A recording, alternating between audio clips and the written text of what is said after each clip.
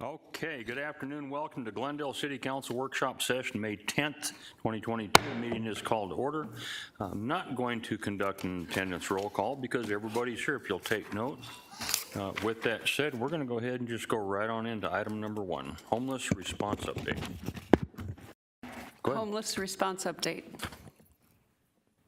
Good afternoon, Mayor, members of the council. Here to provide our first item for today will be led by our Director of Community Services, Jean Marino. She's assisted by Matthew Hess, our Community Revitalization Administrator, Deputy City Manager St. John, and we also have a guest presenter in Lisa Glove, who is the Chief Executive Officer of Central Arizona Shelter Services. So with that, Jean. Thank you, Mr. Phillips. Good afternoon, Mayor and Council. So the purpose of today's presentation is to provide an informational update on the City of Glendale's homeless response. That includes staff activities and also our service providers as well. As Mr. Phillips mentioned, I'm happy to report that we are almost nearing a year into our Homeless Master Services Agreement, which the Council had approved last June, and we are very excited to report the results of those efforts that have taken place to date, led by Central Arizona Shelter Services, along with our multitude of service providers who participate in that contract. So today's presentation, we're going to talk a little bit about choosing our lens and strategy. The reason for that is this information is really for the public and for members of our viewing audience. I know that the council is pretty well versed in the things that the City of Glendale is doing as it relates to addressing the homeless issues in our community, but I wanted to share a little bit more insight and information for members of the viewing audience. In addition, we're going to talk about the recent results of the point-in-time count. We're also going to provide some internal program updates, and then we'll turn the second half of the presentation over to Ms. Glow and her colleague, Mary Glennon, to talk about the performance of the Master Services Agreement. So I'd first like to talk a little bit about the lens. So you can see here, there's some photos here on the screen of people who are clearly experiencing homelessness. And when we look at these pictures, we need to ask ourselves, are we looking at these pictures and seeing people, or are we looking at the pictures and seeing a problem? The truth is that you can look at those pictures and see both. The important point, though, is that when we're designing solutions to address homelessness, we have to make sure that we don't lose sight of the people who are experiencing homelessness, which means that we have to pay attention to the types of services and programs that we deliver. We have to understand what the gaps in services are, and we also have to understand what's going on outside within our neighborhoods, within the community, in order to really design solutions that will address the overall concerns about homelessness in our community. So I'm going to talk a little bit about the cause and effect relationships. So homelessness in and of itself, just someone has lost their housing, they've lost their place to live. And it could be for a variety of factors, right? It could be because they've experienced a significant increase in their housing costs. We don't have enough housing diversity in terms of the stock available in our community. Could be that they experienced an unexpected expense that has just sent them into a tailspin, and then they've lost their housing. Could be that they have a lack of support system, they don't have friends or family to rely on. They could have medical conditions and so on and so forth. There's lots of things that contribute to homelessness. When you actually become homeless, there are lots of other things that typically people will potentially experience. They can experience abuse while they're in the homeless system or while they're out on the streets. They could have a decline in mental health. They could have increased substance abuse. They could get involved in criminal activity. And obviously, when you're homeless, there's certainly an increase in hopelessness. So the reason why I mention these things is because we have to make sure that when we're designing our solutions, are we attempting to solve the right problem? And every person's situation, every person who experiences homelessness, their situation is unique. And so there's not a one-size-fits-all solution to address these issues. You have to have a multitude of partners and service providers that come to the table. But I think the most important thing to remember is that as people who care about other people in our community and about improving lives of people in our community, we have to remember that it takes a partnership of government, service providers, residents, and people who are experiencing homelessness themselves to truly design solutions that will create an impact on the problem. And so I am happy to report that I feel like the strategy that we've put forward with the Homeless Master Services Agreement is doing just that. It's providing a significant array of services. It's addressed gaps in our service delivery model, and we're continuing to progress and get better at what we're doing. And with that, I will ask Mr. Hess to talk to you and to present information about the point in time count. Thank you, Ms. Moreno. Before we discuss the accomplishments that Jean had just referenced, we did want to have a discussion about the point in time count that was completed earlier this year. Before that, we do want to reiterate our gratitude to the 52 volunteers who did participate, wake up before dawn to come out and actually volunteer their time and their efforts to participate in that. They spent all morning, the morning of January 25th, and were split between 21 different zones on teams of 2 or more. Our official count, as you're already aware, is 406 people, and that data was collected through 2 means, both observations, which is about 2/3 of that number, and also through direct engagement interviews. Now, at its heart, the point in time is essentially just aptly named. It's a census. It's a count of how many homeless people are in your community. There are a number of drawbacks and benefits to this approach. Just remind you that it is one piece of data. There are other pieces of data that we use that are important to keep in mind. So why do we do the PIT count? We are required to by the U.S. Department of Housing and Urban Development as part of the continuum of care, our participation in the continuum of care through the Maricopa Association of Governments. Some of the flaws, or I should say weaknesses, with using this data, it's really difficult to create an accurate count of people in one place at one time, especially when they don't have homes.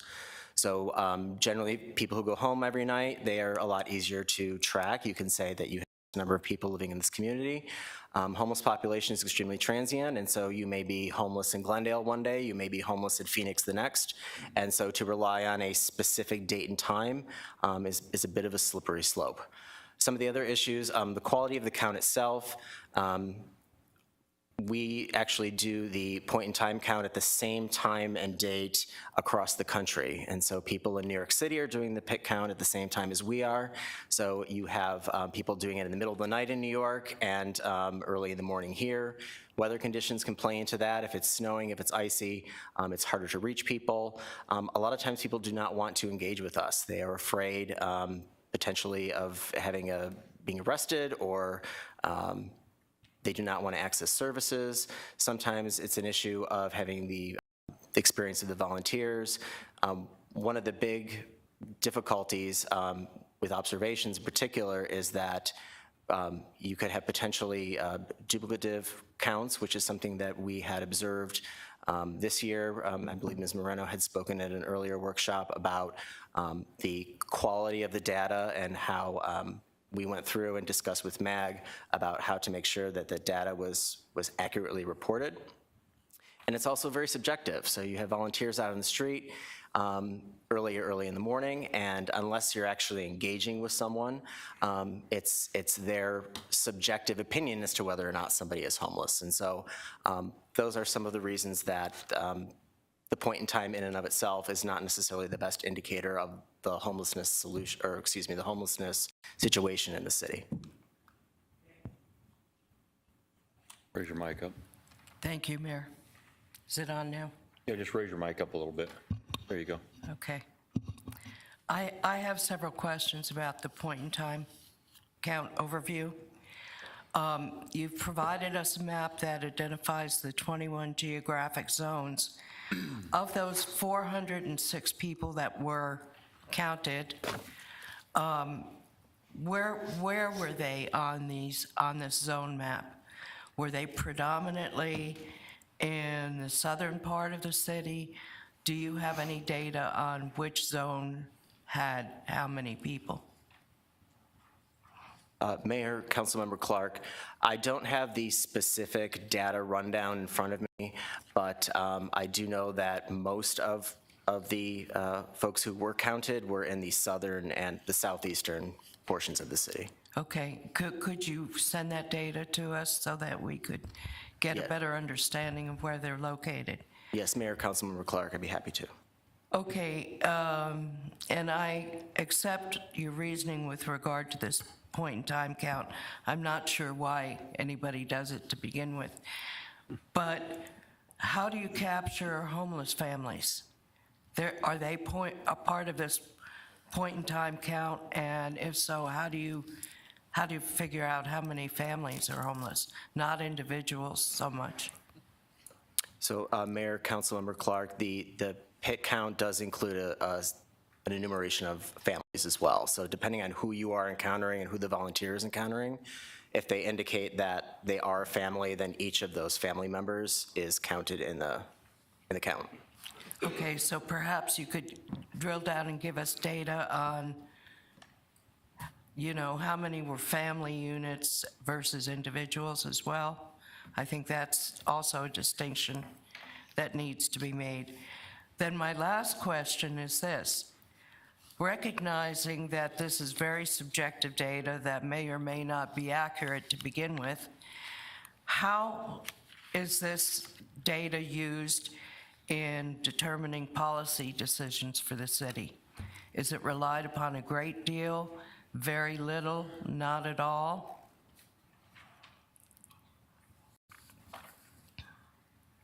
Mayor, Councilmember Clark, I believe that the next slide will address that Okay. question. Thank you.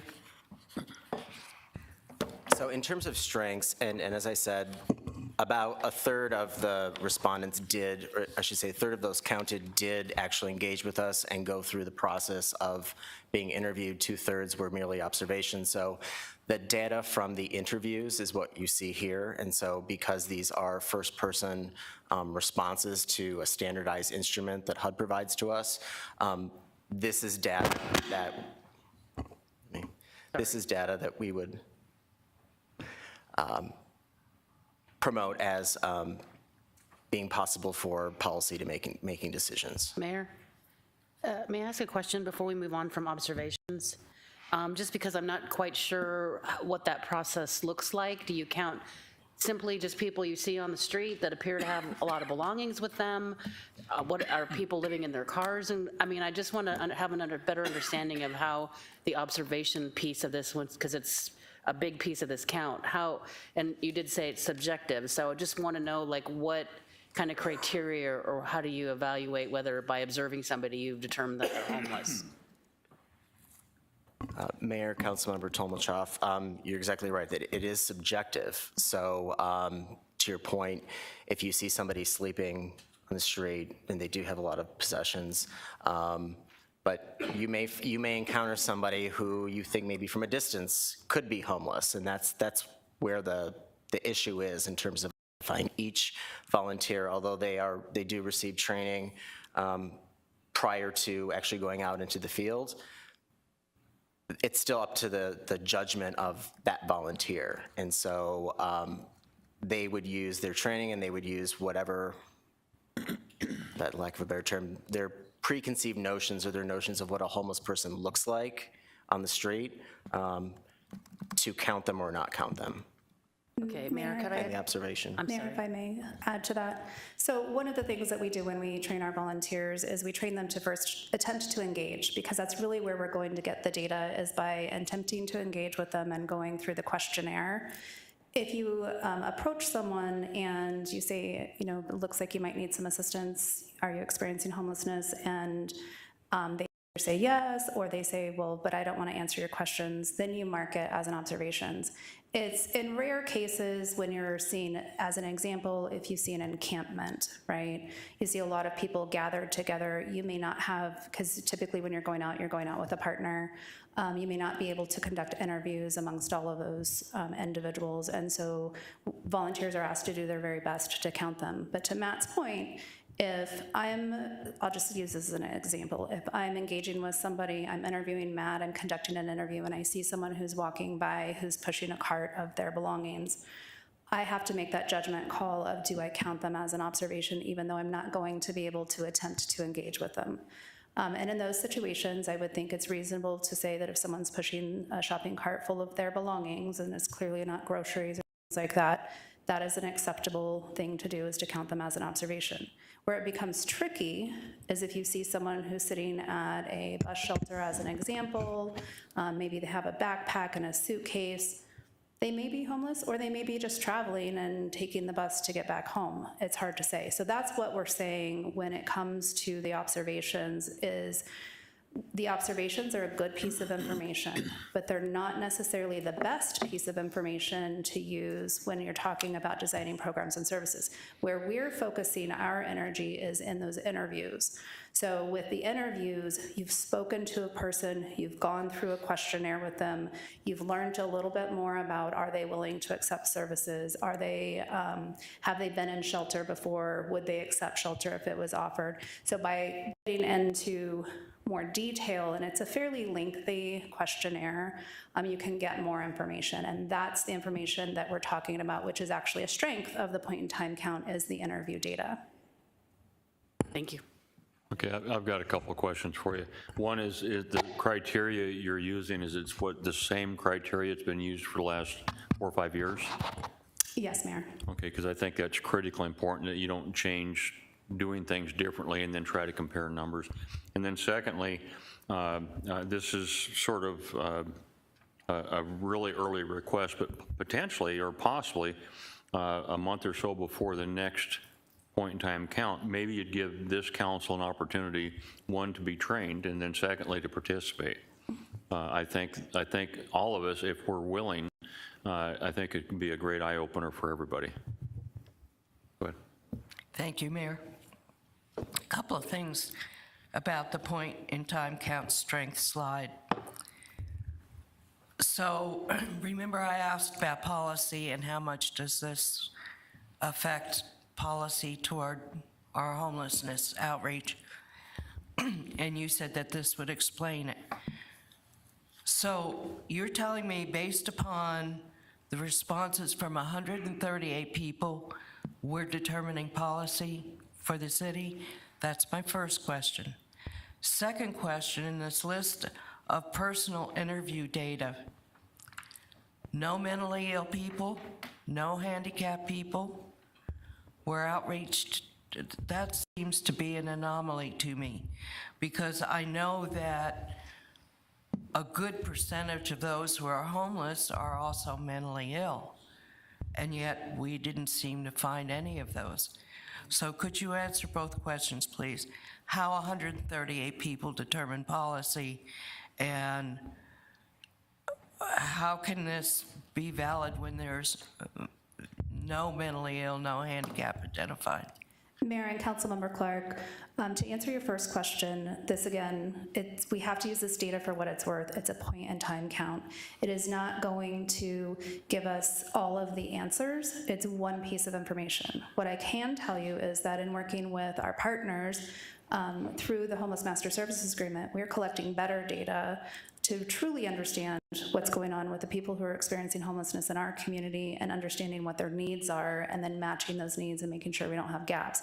So as we mentioned before, I would not personally rely on the point in time count to drive every single policy decision that we make as an organization. We have to have access to other information and data.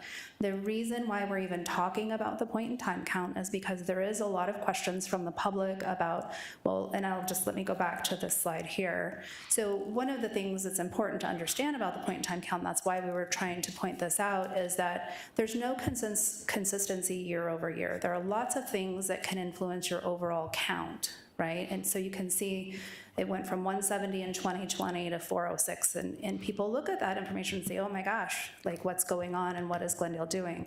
And that's my point, is that it's a good piece of information. It's fairly accurate when it comes to just understanding the bigger picture. It's definitely accurate when you focus exclusively on the interview data.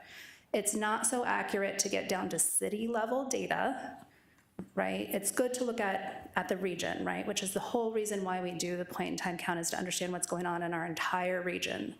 It's when you get down to the city level, it's very difficult to to specifically state that this is our number of homeless people, because it's probably not accurate.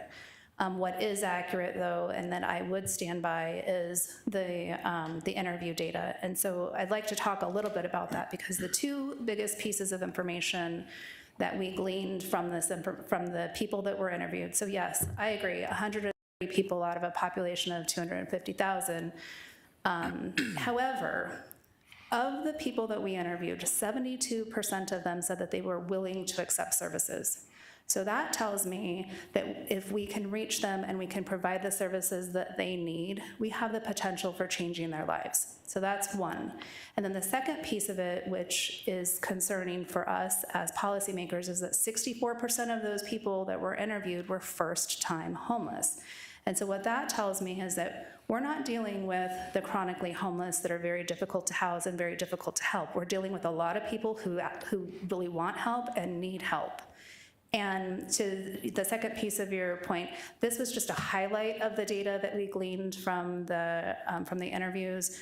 I can follow up and give you more information. And when the point in time count actually comes out, the report from MAG, you'll see all of the information about people who are disabled and all of that. This was just a snapshot of the high level items that when I look at it from a data perspective, these are the things that we're paying attention to, the people that are willing to accept services, and the fact that a lot of those people that were interviewed, 64%, were first-time homeless. I have one, if I might, Mayor. It's kind of a stupid question, maybe, but let's just hypothetically use the point and count number of 400 people, okay? What do we throw at homelessness every year? A couple $1 million? What's the figure, roughly? Mayor and Councilmember Clark, that's a tricky question, because we've gotten a lot of COVID and CARES Act money. On a regular basis, without additional support, we get $230,000 a year from HUD specifically for homelessness. Now, it's not to say that we don't invest other public services dollars to organizations that are also impacting homelessness. Now, in this particular, the last couple of years with the additional CARES Act funding, you are correct, it's in the multi-millions. So I guess my question is, when we find these people who are homeless, and you say 72% are willing to accept services, 64% first-time homeless, wouldn't it just be easier to rent them an apartment for a year and supply them with food, and then work with them to get additional schooling or whatever they need to get work? Wouldn't that be, I mean, because we invest a lot of money and it doesn't seem to change anything over time. And the point in time homeless count keeps going up each year.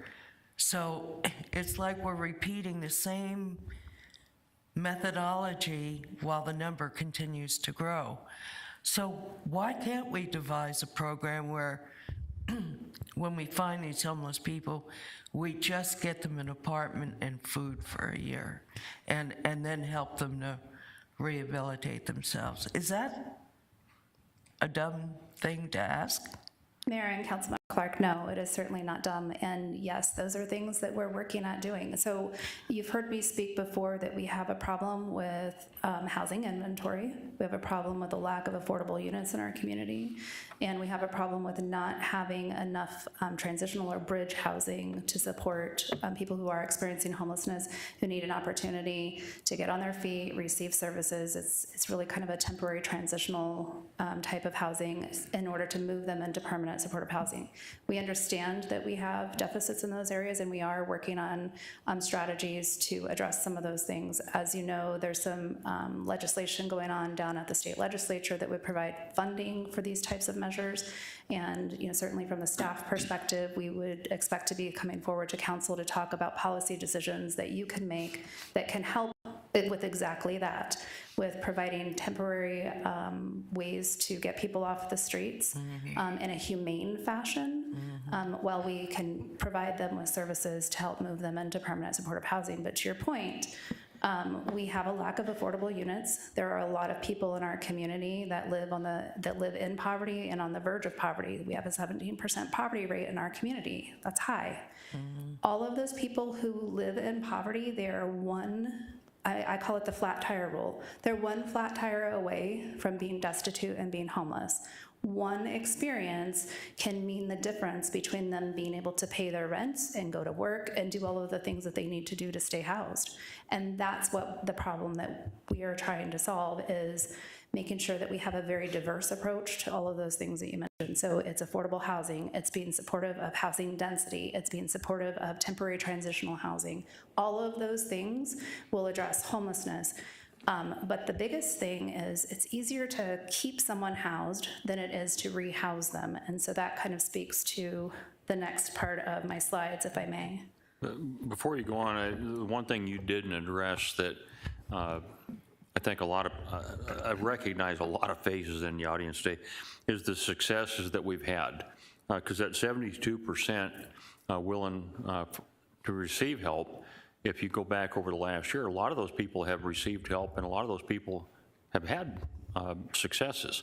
The problem is it's an endless gate. New homeless keeps happening. So it's not like we only have 100 people that we have to fix and 72 of them want.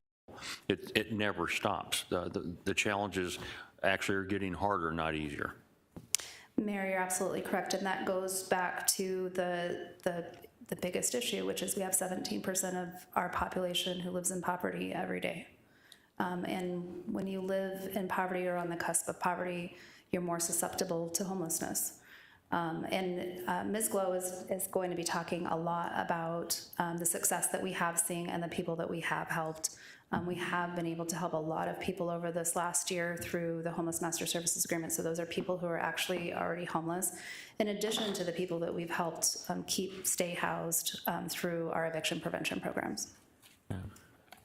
Any other questions on this? Go ahead. I do have one question, Mayor, if I could.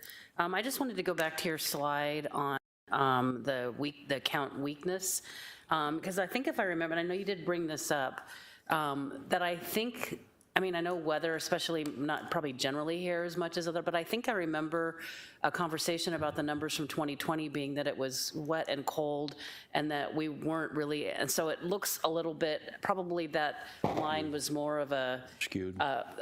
you know, that's not an accurate number for 2020. I think I remember us having those conversations, is that it's really hard to find people when they're trying to stay dry and warm on a cold, wet morning. Is that correct? Mayor and Councilmember Chomilchov, that's correct. And that's why what we're saying is looking at this data at the city level it's just not a good thing to do. You really need to look at it at the regional level. Once you get down to the city level, you see that the numbers, there's just no consistency. So it's very difficult to use for trends and projections. And that's why, you know, from our perspective, looking at the regional data is important because it can give you some good information. And then looking at your city's interview data is important.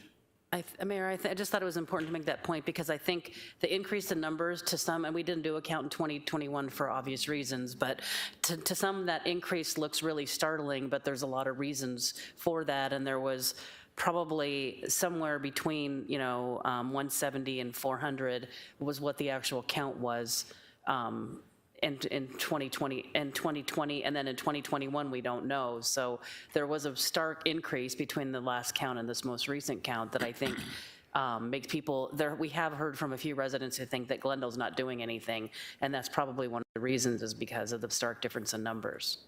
Thank you. So I think we pretty much covered this slide in terms of the strengths and the people willing to accept services.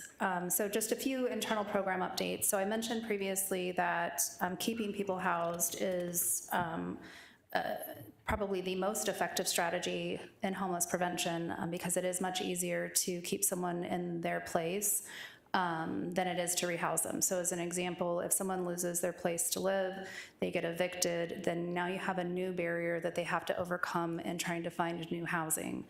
Sometimes in those situations, they won't be able to provide or to find suitable rentals, or they'll have to have the eviction cleared before someone else is willing to take the risk on them. And then what can end up happening is then people resort to accepting substandard housing or housing of last resort, which isn't safe or healthy. Sometimes families may have the ability to house with other family members, but that can also contribute to overcrowded situations and things like that, which can contribute to neighborhood situations and complaints from neighbors about, well, there's 5 families living in this house. All of that is because we have this underlying issue of people living in poverty in our community. So with that, with our eviction prevention programs that we have been running out of the Community Action Program office, I think this number is probably outdated already, but a little over, close to 2,500, we expect to hit 3,000 households before the end of the fiscal year. What's important to note, because we do look at the data, this program requires that we look at the income level of the people that we're serving, whether or not they're 30% below the area median income, between 30 and 80, and between 30 and 50, and then 50 and above. And 82% of all of the families that we've served with this program are at less than 30% of the area median income. That is an extremely low income for families. And so that is a really important piece. With our program, we can provide assistance if you are at 80% area median income or below, but you can see a majority of the families we're serving are at less than 30%. We have, as part of that program, it's been over 14,000 months of rent that have been paid to landlords in our community, and that's important to note because landlords have also suffered through this pandemic in terms of trying to be patient and work with their tenants. So it is important to note that the program does serve to help landlords as well, and on average about 6 months of rent per household has been paid. In addition, we also have administered rapid rehousing, which is specific to people who are within 14 days of being homeless or are homeless. There were 41 unique households served through CAP, and I just want to make a special note on that. That's been since July of 2020, so it does expand more than one fiscal year. And then 43 unique households through our public housing programs, our housing choice vouchers, the emergency housing voucher program. So we received 72 vouchers. That was our allocation from HUD. All 72 vouchers were issued. 43 households have been able to lease up. So what that tells us is that we still have, I do the math, 20 some odd families that are still searching for housing. And we check in with them regularly. They're having difficulty finding units that they can afford. And so that continues to be a problem, not just in Glendale. It's a problem all across the nation. It's not unique to Arizona. We have a lack of housing stock, and what ends up happening is when you don't have housing stock for people that can afford more in rent, then they end up taking units that cost less rent, and then it just snowballs from there. And then we've also served 13 unique households with our foster youth to independence program. So these are children that have aged out of foster care that, were it not for this voucher program, could ultimately end up being homeless. So we obviously have worked very hard to help keep people housed, and we continue to do that. One of the other things that's important for us is that the clients that we are helping who have previously experienced homelessness and we have housed them, making sure that they have the supportive services to keep them housed, because we don't want to re-victimize them if they lose their housing again. Sometimes when a homeless person is rehoused, they might need additional help in making sure that they can follow the rules of the lease and different things like that. And so making sure that we have supportive programs to do follow-up with our clients is very important as well. And with that, so just quickly, I want to touch on, really helping to identify solutions to solve the long-term problem, right? We have to build our way out of this, but that's not going to happen overnight. We are working very hard to make sure that we're supportive of developers who are coming in and wanting to serve the people in our community who need units that they can afford to live in. I think everyone is probably aware by now, but I will mention it for the public, that I'm excited that Centerline on Glendale from Gorman and Company has been approved for the $2 million in state tax credits, $6 million in Maricopa County funding. That development will bring 368 units. Council recently adopted the zoning ordinance at the last council meeting that will bring that project to fruition. That project's located at 67th Avenue in Glendale. It is one of the largest investments in this area that we've seen in a long time, with millions of dollars, and we are hoping that that investment will catalyze additional investment in the area as well. Then the second project has also been awarded $9.5 million from Maricopa County, and that's Mercy Housing, and that development will be at 4900 West Glen. Does not require any zoning action to move forward, but it will be focused on serving seniors, and it will be about 144 units. And then we do have two other projects that are in the pipeline in various stages of, the planning and zoning process, and obviously we'll continue to provide updates to the council as those move to fruition.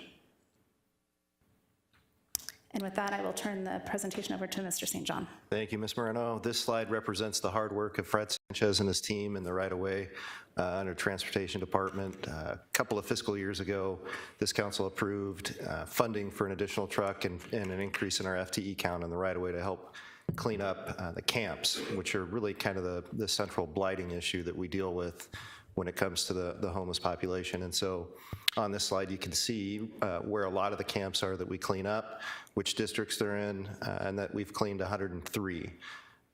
This has been an ongoing problem up until council adopted the increase in budget that allowed us to put a new truck out there with some staff to get these cleaned up. And in the past, the police department would make contact with homeless camps. Sometimes they were abandoned camps. And because of the rules and regulations and how we have to dispose of found property in the police department, it was very difficult for us to do much. This has really been a proactive solution that this council adopted, and it's been a huge help.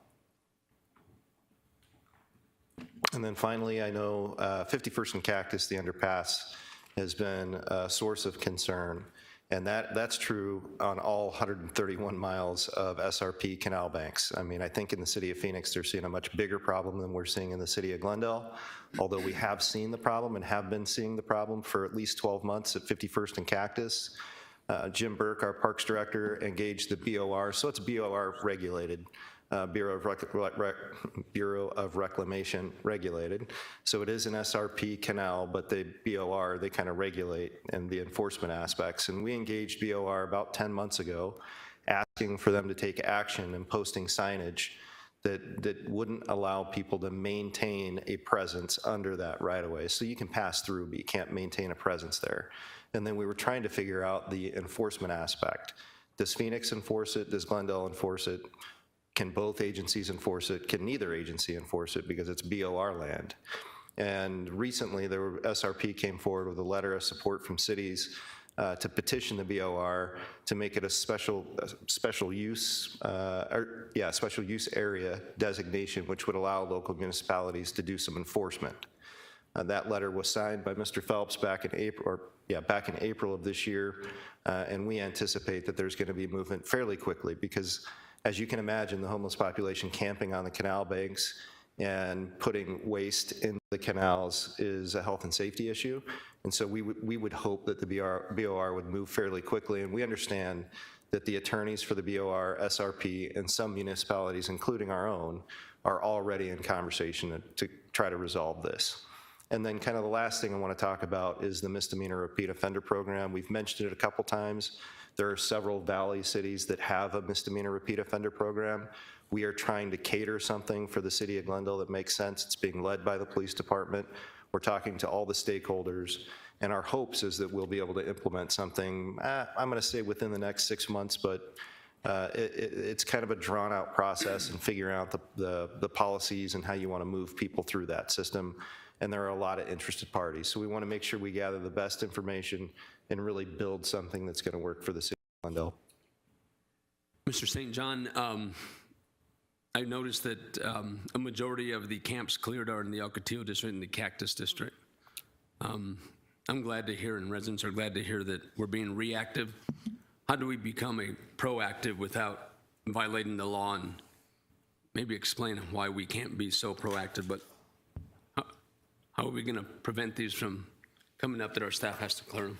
So Vice Mayor, there's a couple of things that we're doing right now. As our outreach teams are contacting the homeless population, they are encountering a great number of people that are not willing to accept resources. And so we're having the conversation with them that it's not illegal to be homeless, but they need to kind of self-regulate. And typically in these camps, there are leaders of the camps, if you will. And if you can convince the leader of that camp, for example, that it's in their best interest to clean up after themselves and to not stay in one place for too long, then we can accomplish at least part of the mission through that, being proactive that way.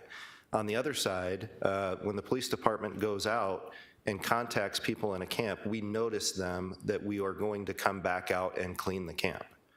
And so it is somewhat reactive, but I would say there's a proactive arm to it, because once we identify that there's a camp, we are taking the necessary steps to legally do what we can to protect city liability and still clean that camp. But there's always the risk that somebody's going to come back and say that we threw something away that was of value. So allow me to thank our staff, our right staff, for clearing these camps, because that's that's quite a chore. There's a lot of health reasons that prevent others just from volunteering to clean those camps.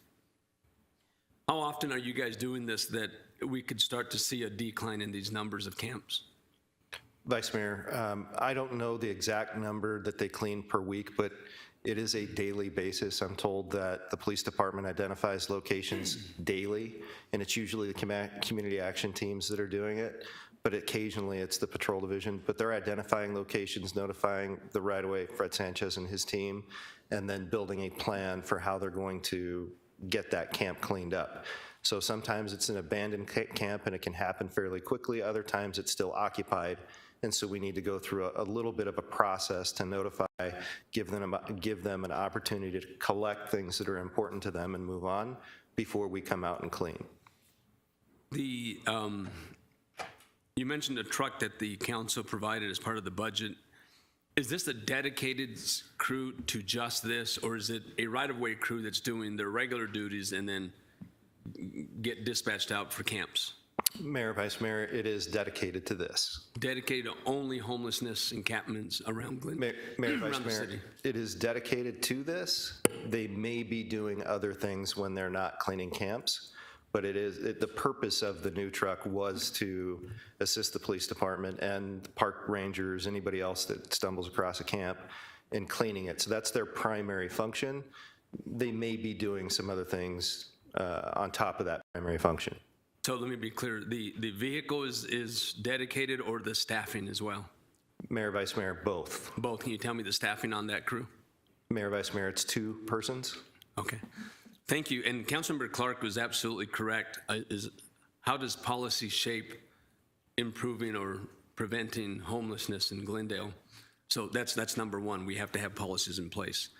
All this is great. I commend you all for the work you're doing in partnership with Cass and others.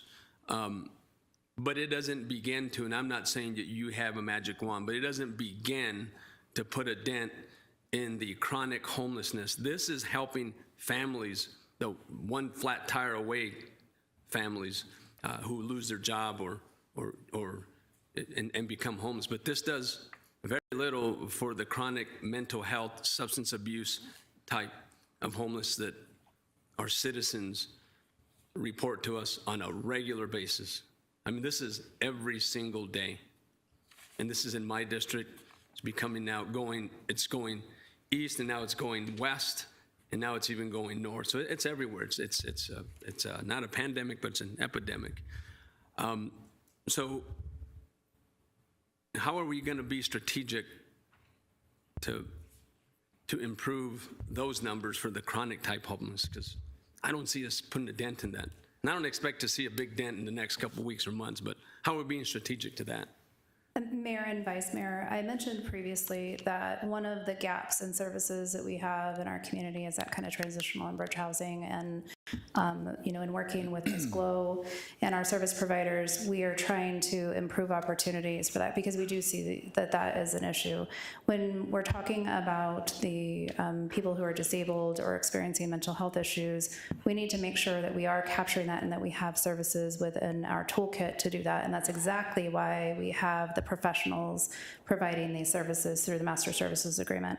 And they are much more eloquent at speaking to those issues than I am. But I will tell you from a policy perspective, that is exactly why we brought CAS to the table. That's exactly why we selected them, is because they are the experts in homeless services and in understanding not only root causes, but the solutions that we can use to address the needs in our community. When it comes to a policy perspective, those things that I mentioned previously are critical.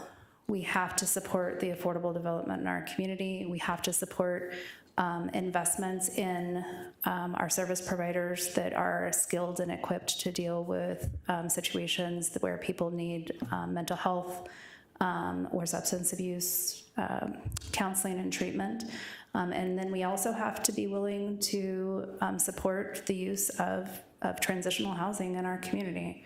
And so with that, I think this may be a good segue, if I've answered your questions, to invite Ms. Glow up to kind of talk about the results that they've seen and the things that they're doing. Mayor. Thank you. And allow me to finish before we do, and thank you for inviting here. So policy shapes how cities do things and how they improve things. There's a big difference, and you know this better than I do, than those who become homeless because they lost income, they lost a job, or they lost transportation. Those aren't the individuals that are out camping in city property, out in people's alleys and trashing the city. Those are not the families that are doing that. Now, can they get there? Yeah, they can. These programs and the initiatives that we have and what you're doing and your team are doing are preventing that, and those numbers are high, and I think it's great. We need to continue to keep working on that. For that piece of the homelessness, and it would be an item of interest, and the city manager and I have been discussing, this city council needs to do more. We need to shape policy on increasing the inventory for affordable homes in Glendale, and not just one part of the city, the entire city. And if we don't create policies that increase that, then we're not doing our part. We need to have more partners. The mayor and Councilmember Tomachoff and I just left an affordable housing ribbon cutting. Great, 108 homes, and every one of them are filled. Filled. We need to shape policy that we have stake in preventing homeless by building out more properties in our vacant properties, in our infills. So we need to do that. That needs to become an item of interest that our city manager can shape. But if we don't do that today, we're just gonna have more homeless people, and it's gonna cause more work for you. Not that you don't want to do it, but we're just gonna be going backwards. I don't know what policy shapes ending the chronic homeless, but the chronic homeless is the ones that are driving businesses away and driving our residents away from our towns and our city. And I do want to hear from Cass, but we need to do more on shaping policy, on on using our infilled vacant properties and bringing more partners to the table for more affordable housing. That's how we're going to improve the families who lose income and become homeless. So I'd like to hear more. Mayor? Go ahead. Before we move on, I'd like to ask Mr. St. John to, I'm not sure what misdemeanor repeat offender program is, what that means.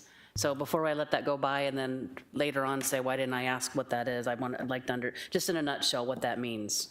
Mayor, Councilmember Tomachoff, there is a repeat offender program at the felony level that has certain parameters. And so there's a questionnaire that officers fill out, and if they hit a certain number of points in that questionnaire, then they're eligible for the felony repeat offender program. Misdemeanor repeat offender is similar to that. So if you have a certain number of misdemeanor arrests and convictions within a certain period of time, then you become eligible for this misdemeanor repeat offender program. And really, it's a different type of sentencing. So it's a structured sentencing for the needs of that individual. That's essentially the program in a nutshell. Mayor, thank you. So to continue on Council or Vice Mayor Aldama's comments, which were directed specifically, I think, more at the chronic homelessness, certainly concerned about that, but also very concerned about the spike in homelessness that we're seeing, and the data showing that 64% of those that we dealt with, I guess, in the point of time count were experiencing homelessness for the first time. So we also know that we have, and you addressed that we have a shortage of housing units. We don't necessarily have somewhere to put somebody who's become homeless. Is that something that this council's going to need to address? Now, yes, we are adding, 238 units and 144 units, but that takes years to make happen, and that by that time won't be enough. Do we need to do something in the short-term temporary type housing that other cities are doing that may just be a place to get them out of the sun and out of the heat and out of the rain, and a place they can call home until longer-term units are built, and then the short-term units wouldn't perhaps even exist in 2 to 3 years?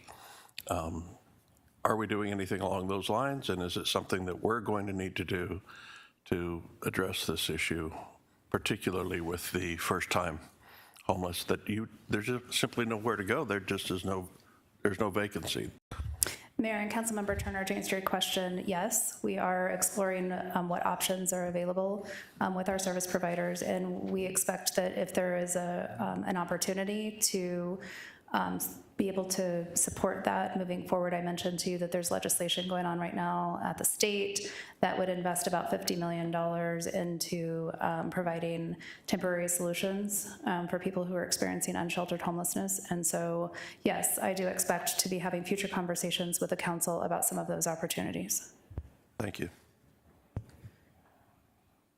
All right, with that, I would like to ask Ms. Glow to continue the presentation and talk about the work that they have been doing, and will be available to answer any additional questions. Good afternoon, Mayor, council members. Thank you for the opportunity to present today. It's been about a year that we presented to the city to become the Glendale Master Services Provider, and it's really been an honor, and I'm excited to tell you what we've been up to and then answer questions. My name is Lisa Glow. I'm the CEO and President of Central Arizona Shelter Services. I've been in this role for 5 years now, so things have changed in that time for sure.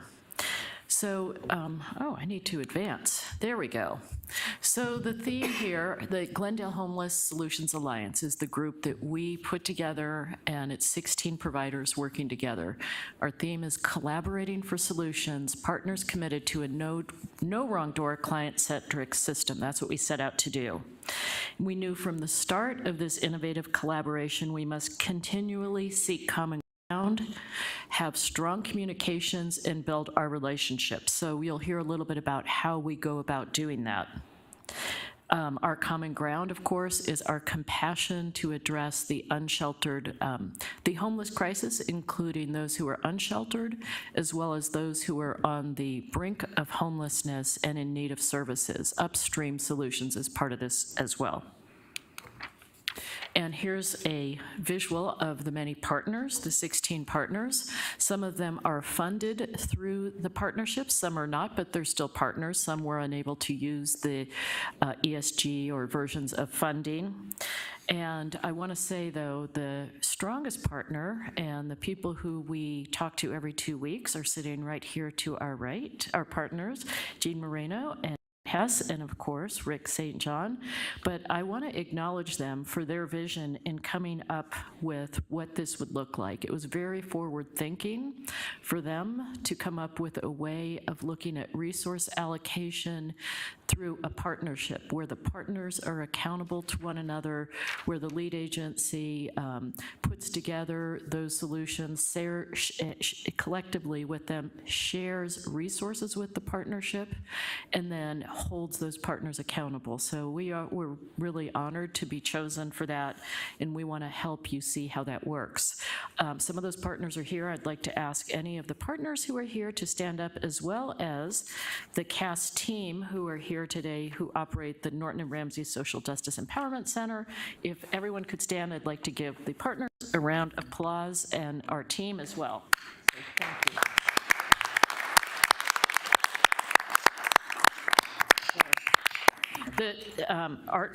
Art, please stand. Jennifer and Dane, if the three of you, these are the folks who run the Norton and Ramsey Social Justice Empowerment Center. They are incredible. They are tireless. They are strategic. They're collaborative. Alicia, another case manager, is not here. Art runs the center. Jennifer is the program coordinator. Dane is a case manager in the back there. And there are other folks from Phoenix Rescue Mission who are also in the center. So I wanted to call them out because I know Dane has to go take care of a client. So thank you for what you do.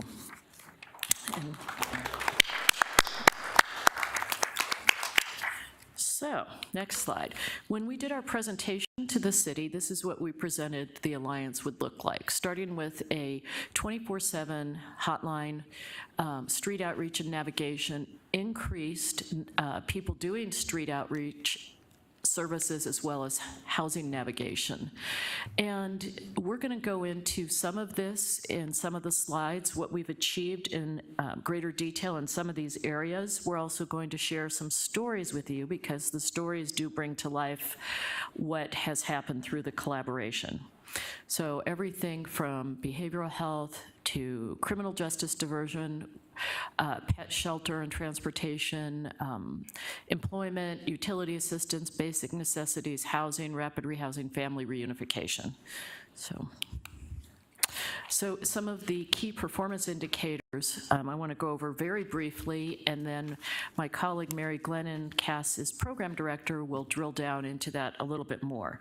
So the 24/7 resource line was established in June or July, I forget when it actually went up, but we signed our contract on June 22, and we got into action really quickly. And the number of calls to that resource line through March in 9 months is 671 calls. There's been a 100% response rate to those service requests within 24 hours, and we'll drill down into that in a minute. Secondly, we created something called a by name list, and there are 855 people on that list. And what that list is, it's names of people generated from the various partners, people who are in encampments and want services, other people seeking services, whether it's from us or other shelter partners or other partners, people calling the 24/7 line, or people who come into our location, the Norton and Ramsey Social Justice Empowerment Center. I think most of you have been there. If you haven't, we'd love to have you come and see it, and we'd also love to have you come back because a lot has happened since a year ago.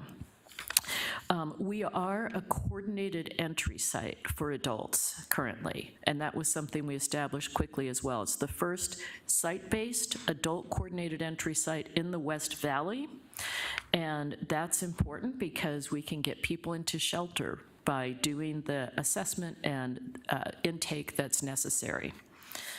And we also have, in regards to this by name list, a weekly case conferencing among partners who can help get people into housing or services. So we go through that list, and the list is critical because it also keeps people on the broader regional list, even if they're not, even if they're in Glendale. So they're in that broader list so they can get into services. And Mary could explain that better than me, but because she's been doing this work for 11 years, that's why she's our program director.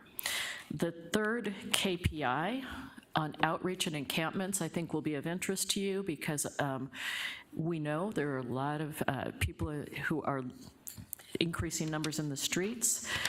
Phoenix Rescue Mission leads the street outreach program along with other partners. There were 6,141 duplicated touches to people experiencing homelessness in encampments. Of those, 2,352 engaged, meaning they accepted some level of services. Phoenix Rescue Mission is working on establishing a more detailed geo map along with our partners at Glendale. The fourth KPI on housing solutions, we measured how many nights of emergency shelter were provided to Glendale residents, 5,646, and you'll see when Mary talks that there's expanded places where people are getting shelter. It's not any one place, but some of it's also right here in your community. We served 36 families through the partnership, most of that through Family Promise. Taylor's here, and then we also diverted 637 individuals were housed or diverted from homelessness. That's separate from people who stayed in shelter, and we'll go into that too. All right, utility assistance, 28 households received utility assistance. Many more, of course, received those services through the CAP office, but remember, we're no wrong door. So if someone needs something, we refer them to the right place, and we count that data. Employment, the data thus far reported, although we expect more from St. Joseph the Worker, they've provided 129 individuals with job support. They held 2 hiring events resulting in 20 jobs. And Phoenix Rescue Mission has their vocational center located inside of the Norton and Ramsey Center. I'll call it the NREC. And they served 147 individuals with vocational development. And I expect that will continue to go up. This last bullet here, I mentioned we're a coordinated entry site. We did 150 plus intakes through the coordinated entry process, and we will become a family coordinated entry site. We are super excited about that. That's big news. I probably have it on another slide, but I'm gonna steal my own thunder and tell you CAS is in training to become a site-based family coordinated entry site so we can do intakes into shelter for families. So if Family Promise has a family, they can have them come over to the center. We can do the intake. They can be sheltered with Family Promise, and a New Leaf is also going to become a family coordinated entry site. I can't emphasize how excited we are about that because we've been seeing a lot of families, and I'll give you that number in a minute. So going on to some of the services under the key performance indicators, we have provided what we call flexible financial assistance to 501 households.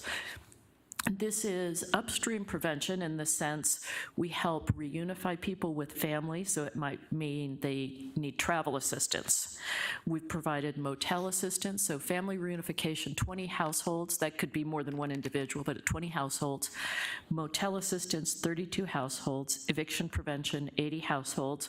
Most eviction prevention is not done by CAS, it's through the CAP offices in the city, but again, it's a no wrong door model. If that's when someone sees, instead of sending them somewhere else, we're going to serve them because we have a program to do that. We have that program in place. We've had it for about 6 years. And then move-in assistance, 111 households. This means something like one-time rent assistance. It's not the rapid rehousing program where people get up to maybe a year of assistance. It's someone who just needs their deposit paid so they can get off the streets. They've just gotten a job and they need the eviction arrears cleared or something like that, and that's the program we've had about 6 years. So both CAS and Phoenix Rescue Mission did this flexible financial assistance. We are continuing. We're going through about $34,000 a month in direct assistance to people so we can keep people off the streets, help them get quickly back into housing. And so we're going to share a few stories with you, and I'd like to ask both Jennifer and Art to come up here and take the podium and just bring this to life a little bit.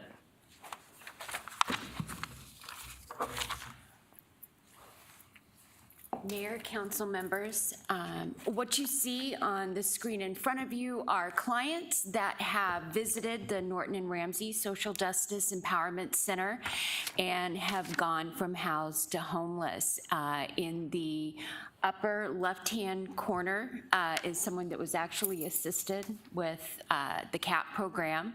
If you look in the far right corner, my right, you'll see the Halliday family.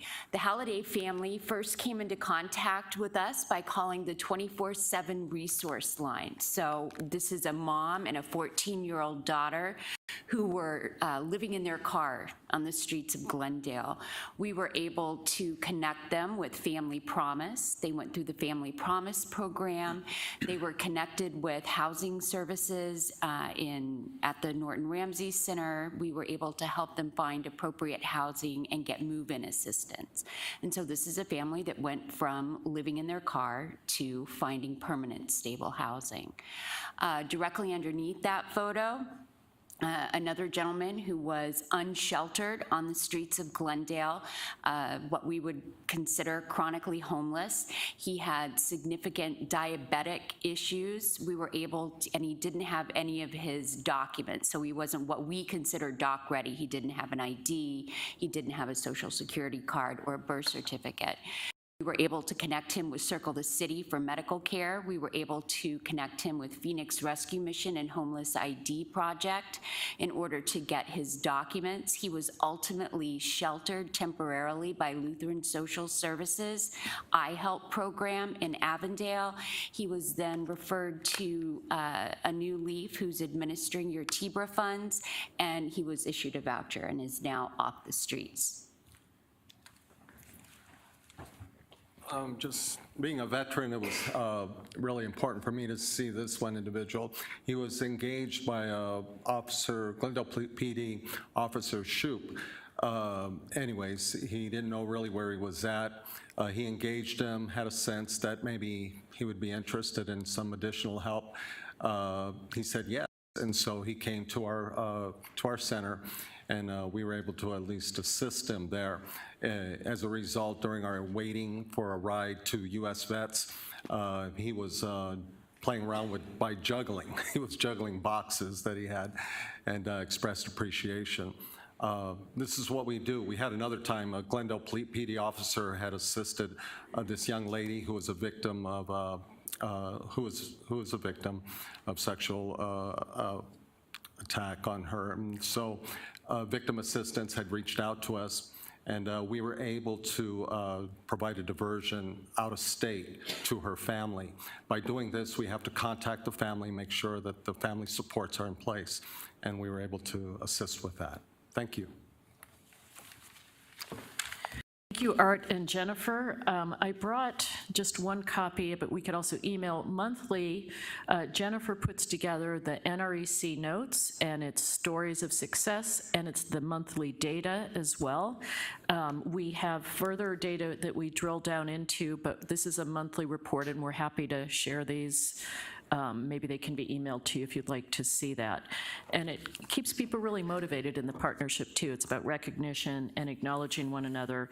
And I spent time at the NREC last week, and it was hopping because they have walk-in hours, and people go there and they get a live person to help them.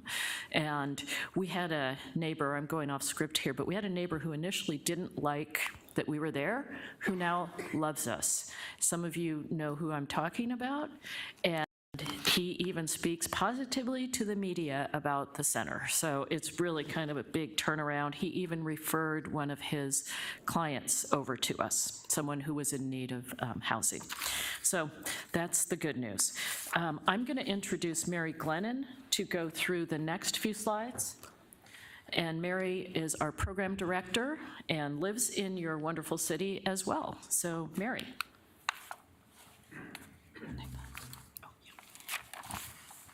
Hello.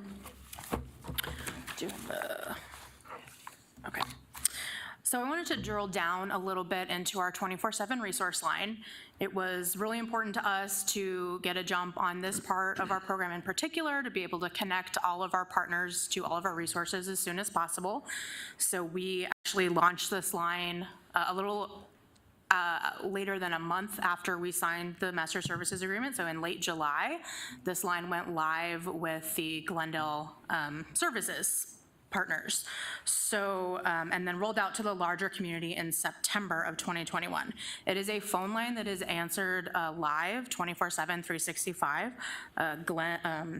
Jennifer and Art answer the line between 8 a.m. and 10 p.m. Monday through Friday, and then it's answered at our downtown single adult shelter by our shelter staff outside of those times. And those staff have been trained to direct people to services. Typically when it's coming on a weekend or overnight, it's someone who needs shelter. We've been contacted by PD in the middle of the night looking for a shelter placement, so we're able to assist with that. So as Lisa mentioned, it's been 671 calls in that 9-month period. Of those, as you can see on the screen, about half of them have been single adults. Another 34% were families. One of the things that we really learned from quickly is that we needed more family resources. So that's when we really set about working with the Family Housing Hub to become a family coordinated entry point in the West Valley, because we were really overwhelmed with the number of families presenting for homeless services. We also receive calls about encampments to this line, and we work closely with Phoenix Rescue Mission and their encampment line to dispatch their outreach workers in real time. And the types of calls we had, again, about a third of them were people who were actively seeking services or were community members. And then another half were actually Glendale City Services staff, the police department, the fire department, the libraries, the CAP office, people looking to connect, people they were encountering with our services. So this is just a further drill down in that. Of the 671 total calls, 367 reference a unique identifiable person, which means that we had a first and last name for the person in need of service. And 92% of those calls resulted in a direct service connection or an offer of service.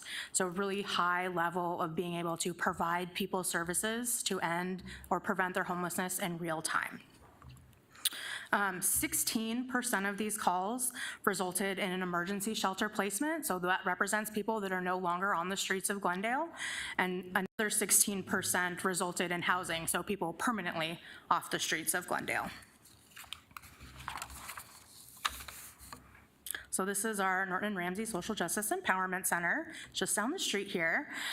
This program was really designed to be a regional, multi-agency collaborative model to prevent and end homelessness. We have a lot of regular contact with all of our partners to provide mutual support, do case conferencing. So on a weekly basis, there's a case conferencing call for the direct service providers, and that's where they can case conference the clients that are on the by name list. So having that name of the person you're working with and being able to talk to your peers and find solutions. You know, I need a resource for this. Okay, I have that, send them over to me, making those real-time connections. We have a monthly meeting for program leadership to go over partnership updates, general announcements, sharing successes and sharing our challenges to just get support on those. On a quarterly basis, we have a meeting, a high-level meeting with the partners to review finances, performance metrics, and try to troubleshoot any issues. Obviously, with the way the economy has been, there's been a lot of hiring updates and challenges getting people housed. So just providing support and trying to troubleshoot issues with our partners. On a biweekly basis, as Lisa mentioned, we got our big supporters here. We have a regular meeting with them to do the same thing, talk about what's working, what's not working, what adjustments we need to make to be more effective. There's also a monthly street outreach meeting led by Phoenix Rescue Mission with partner participation, so CAS, Community Bridges, Native American Connections, US Vets, Resilient Health, and others all participate in going into the community and doing outreach. And we've also hosted faith outreach events, so connecting our faith groups who also provide community support to Glendale residents in need. Lisa introduced our team a little bit already. So in addition to Art, Jennifer, Dane, and Alicia, Phoenix Rescue Mission has a staff person on site, Yvette Moore, who is in charge of their vocational program. They have a computer lab at the NREC with stations where people can apply for jobs, work on education requirements. So she is on site full-time as well. We also have our other partners that schedule time in the center. New Leaf is there, Native American Connections has been out there, Jennifer does all of our scheduling for the center as well, anytime someone wants to actually be on site to meet with clients. So we know that street outreach is a really important part of any homeless services continuum. You have to actually get the people from the street into the services, into the shelters, and then ultimately housing, really meeting people where they are. So as a result of this master services agreement, we were able to double the amount of outreach workers on the streets of Glendale, and that was both through Community Bridges and through Phoenix Rescue Mission. Phoenix Rescue Mission was also able to extend their outreach hours to be 7 days a week, and coverage until 11 p.m. 5 days a week. So that started in January. US Vets and CBI, as I said, also do outreach, and this resulted in over 6,000 duplicated engagements. So an engagement can be just going to say hi, handing out a water bottle, anything to try to establish that relationship. Phoenix Rescue Mission is able to provide us real-time updates about what they're seeing in the community. So this is just what they shared at our last partner meeting. You know, the encampment at 59th and Glendale, they've seen a lot of new faces, people they haven't seen before. At 58th and Bethany Home behind DES, there's appears to be a younger crowd than they've seen before, with a lot of drug activity involved. And then the canals at 51st and Cactus, as well as 43rd and Peoria. Quite a lot of people around there that have been relatively service resistant, but they continue to go out and try to engage. And then, as I said, they added the 3 to 11 shift, and he is primarily trying to set appointments for the daytime. So he's out there, he's dealing with the hotline calls, and then trying to get them into service appointments the following day.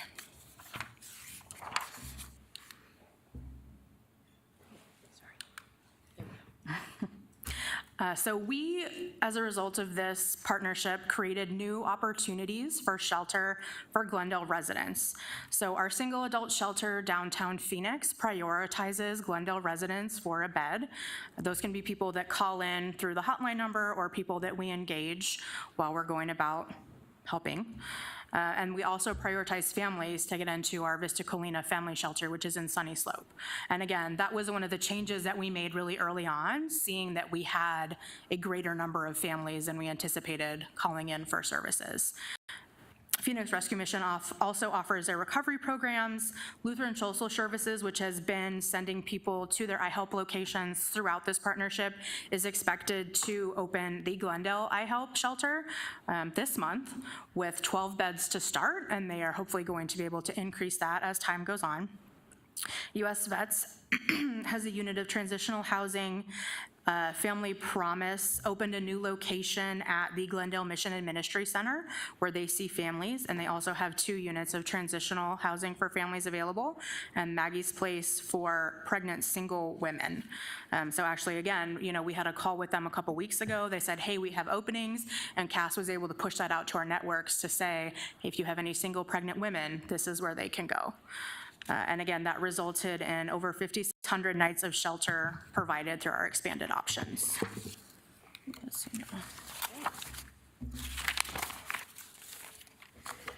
Thank you, Mary. So employment is also part of the partnership. The 2 key partners here are Phoenix Rescue Mission, St. Joseph the Worker, all of the services listed up there, the Glendale Works program that you've had around for a long time and that is now being replicated as Phoenix Works with Phoenix Rescue Mission. So Mayor Wires, congratulations. I know that was really a priority for you, and that vision is now being duplicated in Phoenix. There's job skills development from both of these agencies, GED and high school diploma assistance out of the NREC, resume writing assistance, job search and placement, pre-employment cost assistance. St. Joseph the Worker has a pool of resources for uniforms, boots, tools, etc. We're getting close here. So part of this was to drill down into special population services. I personally have been on a mission for getting seniors off the streets, and I'll mention something that's coming soon on that. But equally important is how do we go upstream and keep seniors in their homes? So one of the partners, a unique partner, and I think someone from the Y is here today, is the YWCA, who's been in your community for a long time. They provide meals and delivery to seniors. And they're going to be opening their congregate eating again soon. And so with this partnership, they started asking seniors, their drivers are asking seniors when they're delivering food some questions to identify if they're at risk of homelessness. Similar to what Jean was talking about, we want to keep people in their homes upstream as much as possible, and we expect we'll be doing more with them in the future. And then on the youth side, Homeless Youth Connection has been doing the prevention and connecting to services in the schools, focused on the youth population. Native American Connections has had someone on site from time to time, but they also have their home-based youth program, and someone who came through Glendale last week is now over there staying at the home-based program.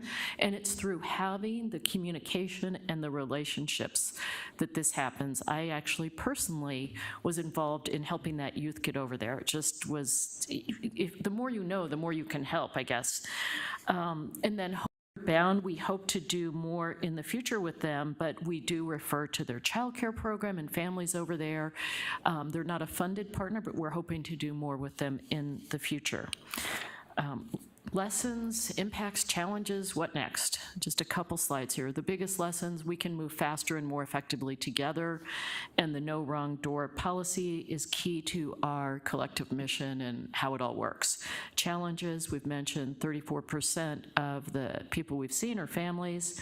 Seniors, there's such a high vulnerability with seniors that a number is going up across the nation of people becoming homeless, a lot of them first time. The by name list, it's a big list, and the unsheltered point in time count doesn't reflect really people who are coming forward for services. There's no way to get all of that information. So someone sleeping on a couch or in their car, even though people in their cars are counted, but you might not be able to find them. And then, of course, we all know the lack of housing. Next steps for us, we're going to become a family coordinated entry site, which I mentioned. We're increasing the number of shelter beds. I'll tell you about that on the next slide, but what is equally important is throughout Maricopa County, there are more shelter beds and housing opening up. I think you've shown tremendous leadership as a council, and with the support of a great team, you're moving to increase housing and shelter and housing options, but that's happening across the region too, so that's part of the good news. Improved access to mental health services needs to happen. Vice Mayor Aldama, you mentioned that. We are going to get a license as an outpatient clinic by August at CAS. We're a Medicaid provider, but we've been going through the process to get everything we need.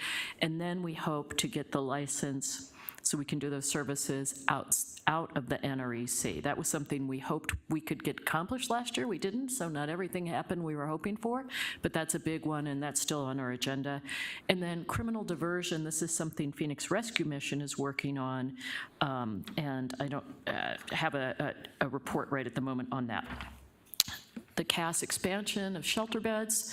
Our 470-bed shelter downtown will have 600 beds by June, and then we're doing further renovations, the bathrooms, and then the rest of the shelter. We now own a hotel for seniors that's going to be renovated, 170 beds.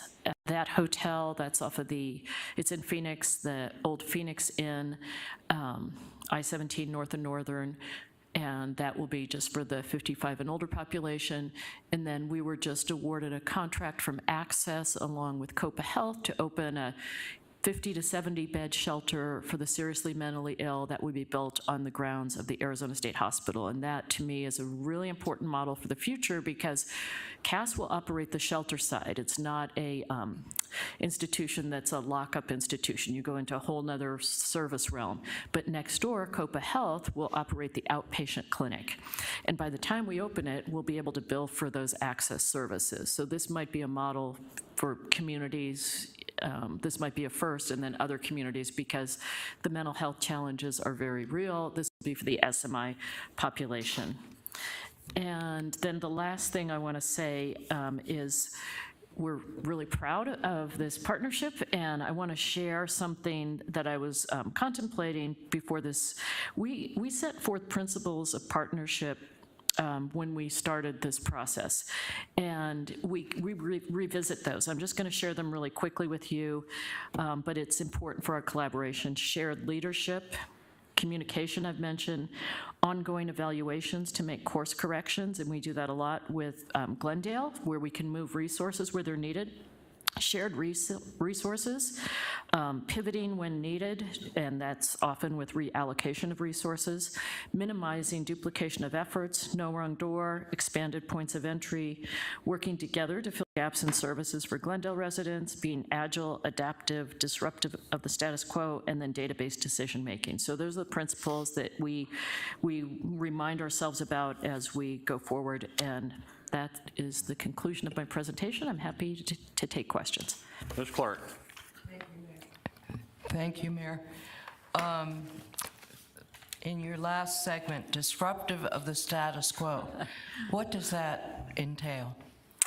Well, this whole Mayor, Councilwoman Clark, the GMSA is disruptive in itself because it's a different way of putting a provider, and it was through competitive process, in charge of doing things differently. So under a traditional grant process, people would have been awarded things going their separate way as opposed to being required to collaborate together and sharing resources. I think that's a disruptive model. I think we need to continue to disrupt things. You heard Ms. Moreno talk about legislation that's making its way right now with the leadership of Senator David Livingston, bipartisan leadership he's providing, that if the $50 million bill passes, that would provide opportunities for cities to get funding to build tiny homes or sprung structures, things they can do quickly to get people off the streets. I think that's another disruptive. We just remain open to new ways of doing things.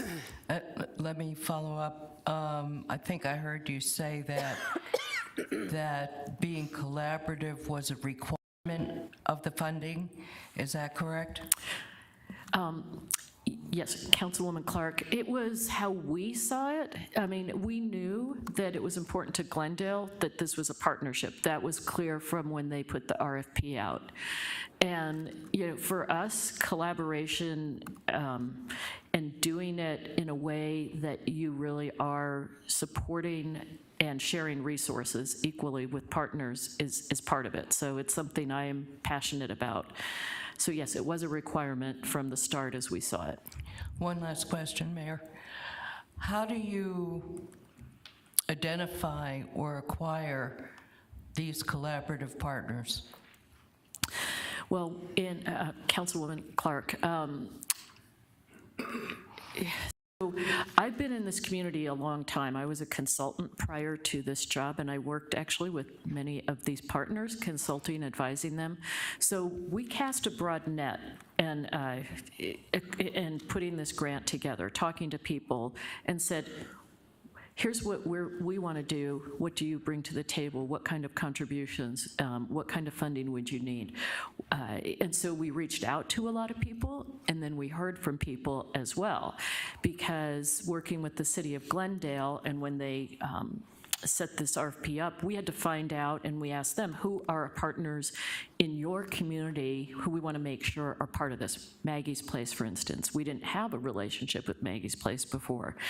The local St. Vincent de Paul, and while they're not a funded partner because the government funding didn't work for them, the relationship had to be there. So it's really through listening, and we also have Art Morales, who is Glendale resident, been around a long time, so the person we hired to lead the program also knows the community.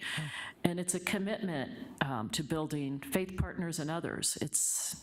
I think it will continue to grow, and it really impacts service, as Mary was saying, and I was listening to her. You know, it's knowing how to work with each other and get people to the right place. Mayor, if I could, one more question. Go ahead. So under this master agreement, I assume you get a certain amount of funding, and then is it your responsibility to award portions of that funding to your partners?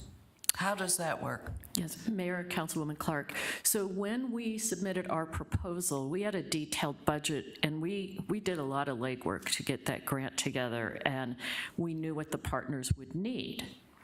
And then subcontracts were signed with all of the partners. We signed a contract with the city. The subcontract template was identical and, of course, run through the city, and we signed that with the partners with the amount of the awards. And through ongoing monthly meetings, we have our budget person and our data person. We're the administrators in a sense, and we're looking at what those partners are spending.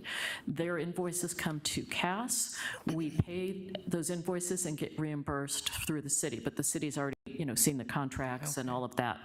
Some partners didn't scale up as quickly. Some haven't spent all their funding, so then we make adjustments in the funding. Recently, we moved some funding into that direct financial assistance because that's where the need is. That's one of the beauties of the partnership, being able to reallocate resources. So no decisions are made on changing funding without our meetings with the city of Glendale. Okay, thank you very much. Good information. Thank you. Councilmember Tomachoff. Thank you, Mayor.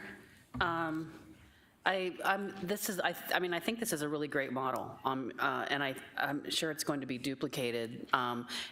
Interestingly enough, I know I'm not the only one that was receiving outreach from churches, from St. Joseph the Worker, from a lot of people were saying, we want to help. How do we engage? How do we? You can't have everybody going in a different direction. So this model, I think, is really holistically kind of moving the needle because everybody's collaborating, working together. But I do have a couple questions. The first question I have is you brought that out, and I don't know the number, how accurate it is because it was the point in time number, but I think we're all well aware that substance abuse is a big part of the problem. And so I want to understand how sobriety plays a part in ongoing availability and what the expectations are in some of these programs of somebody getting to us, because, limited resources. I mean, it's a big problem and our resources are limited. So what role does sobriety and the expectation of sobriety play in availability of services? Mayor, Councilwoman Tomachoff, I'm going to do my best to tell you what I do know, but I also think we need to ask that critical question among the partners, because at the monthly meeting last week, Phoenix Rescue Mission did report in the encampments, they're seeing more drug use, as you heard from Mary. So what are some of the strategies to address that? At our shelter, as an emergency shelter, people do not have to be clean and sober to come into shelter. They can't bring weapons or drugs with them. We need, I think by having more outreach workers, you can get people into services if they want them. Phoenix Rescue Mission has substance abuse treatment services, but people have to want to get clean and sober. And I believe the continued engagement, and Art could probably share some stories on this, the continued engagement with people who are abusing substances, you're more likely to get them off the streets. I think that's the best thing, is continued engagement, because there are programs for people to go into. Phoenix Rescue Mission, I think, opened a 300 or 350 bed men's substance abuse treatment facility 6 months ago or so, and they still have places for people. It's getting people to want to come off the streets. I also think if Senate Bill 1581 passes and the the title is changing of the bill. It was called structured camping, but I think the title is changing. But having places for people to go, even if they are not clean and sober, but they can't use there, may incentivize them to go into safe places. It's tricky. We need to have much more dialogue around this. I don't have the solution. I don't expect an actual answer today. No, I know, but I guess my point is, and I understand the emergency shelter and getting people connected to services, but once you get somebody into the system and you're saying we're providing a year of rental assistance or something like that to somebody, is there for a year of rental? I mean, there's a fine line between being an enabler and actually helping somebody, and there's so many people that need help. So that's what my question is how do we have an expectation that if we're going to help somebody with a year of rent to get on their feet, that the expectation is that you are sober, that we're not enabling you to use other money to go and buy drugs or drink or whatever it is. That what the issue is that you're going to end up back at square one again, because this is not a sustainable situation. Mayor, Councilwoman Tolmachoff, and Mary may want to come up here, but we're a housing first provider, and we get people into housing quickly, but I'm here to tell you there are not sufficient services to keep people clean and sober when they're in that housing.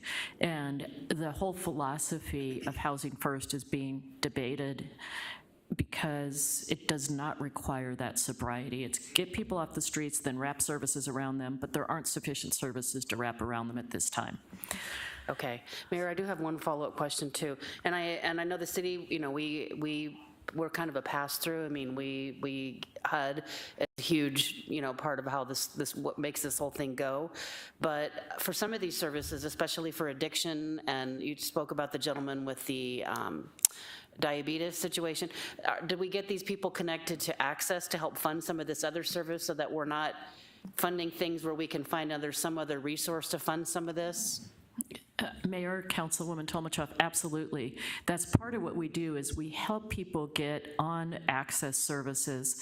I don't know, Art could probably speak more to that, or Jennifer, but we also, when we opened the center, we asked the Department of Economic Security to put in one of their, I forget what they're called, but they bring people and they have on-site enrollment.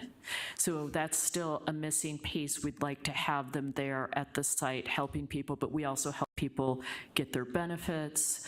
But I know as we take a critical look at the last year, we're gonna see what else is needed. We have a planning session in June. I don't know if we invited you yet, but we wanna do our planning session with our partners to figure out what else needs to be added based on the point in time count, based on the data, based on your questions. Substance abuse and enrollment and access is really important. And now that we're actually an access provider, although we aren't billing yet, we're getting people trained, I think we'll be able to do more of that too. And that'll extend the resources even further. One last question, Mayor, if I could. There's been, I think, quite an influx of refugees into the community, and I know this isn't going to be intended to be an all-day conversation. It's a complicated issue, but how does the influx of refugees affect what we're trying to do? Mayor, Councilwoman Tolmachoff, I do not know how to answer that question. Mayor and Councilmember Tolmachoff, so refugees that are coming to the state of Arizona come through the state of Arizona DES.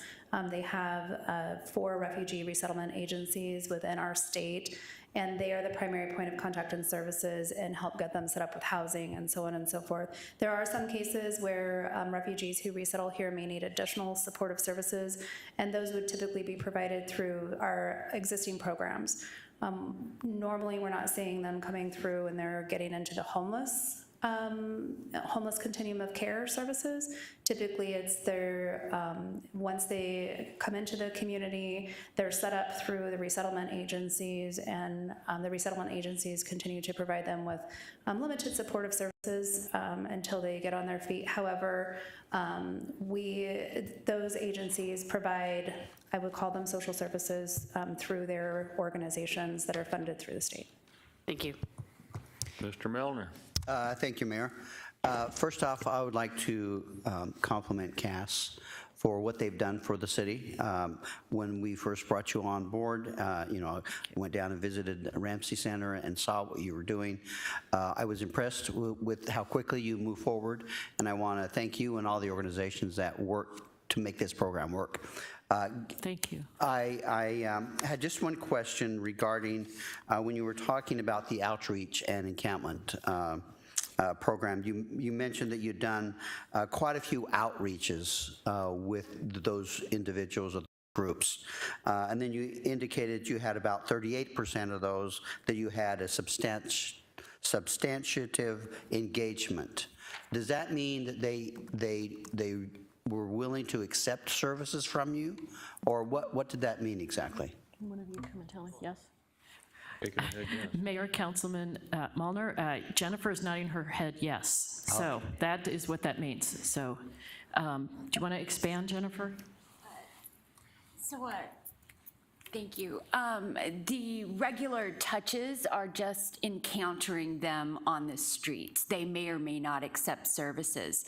In a more substantive engagement, we're able to do a triage, assess what kind of services they may require, what kind of services a person might be open to, and actually begin the process of building the rapport that allows us to deliver the service.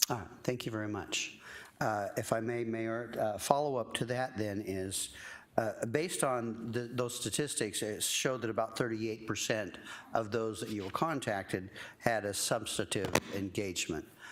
My question really relates to, and it seems to have been spoken about by several council members here today, is that there are individuals out there that have issues, whether it's a mental issue or drug issues, that don't want to engage.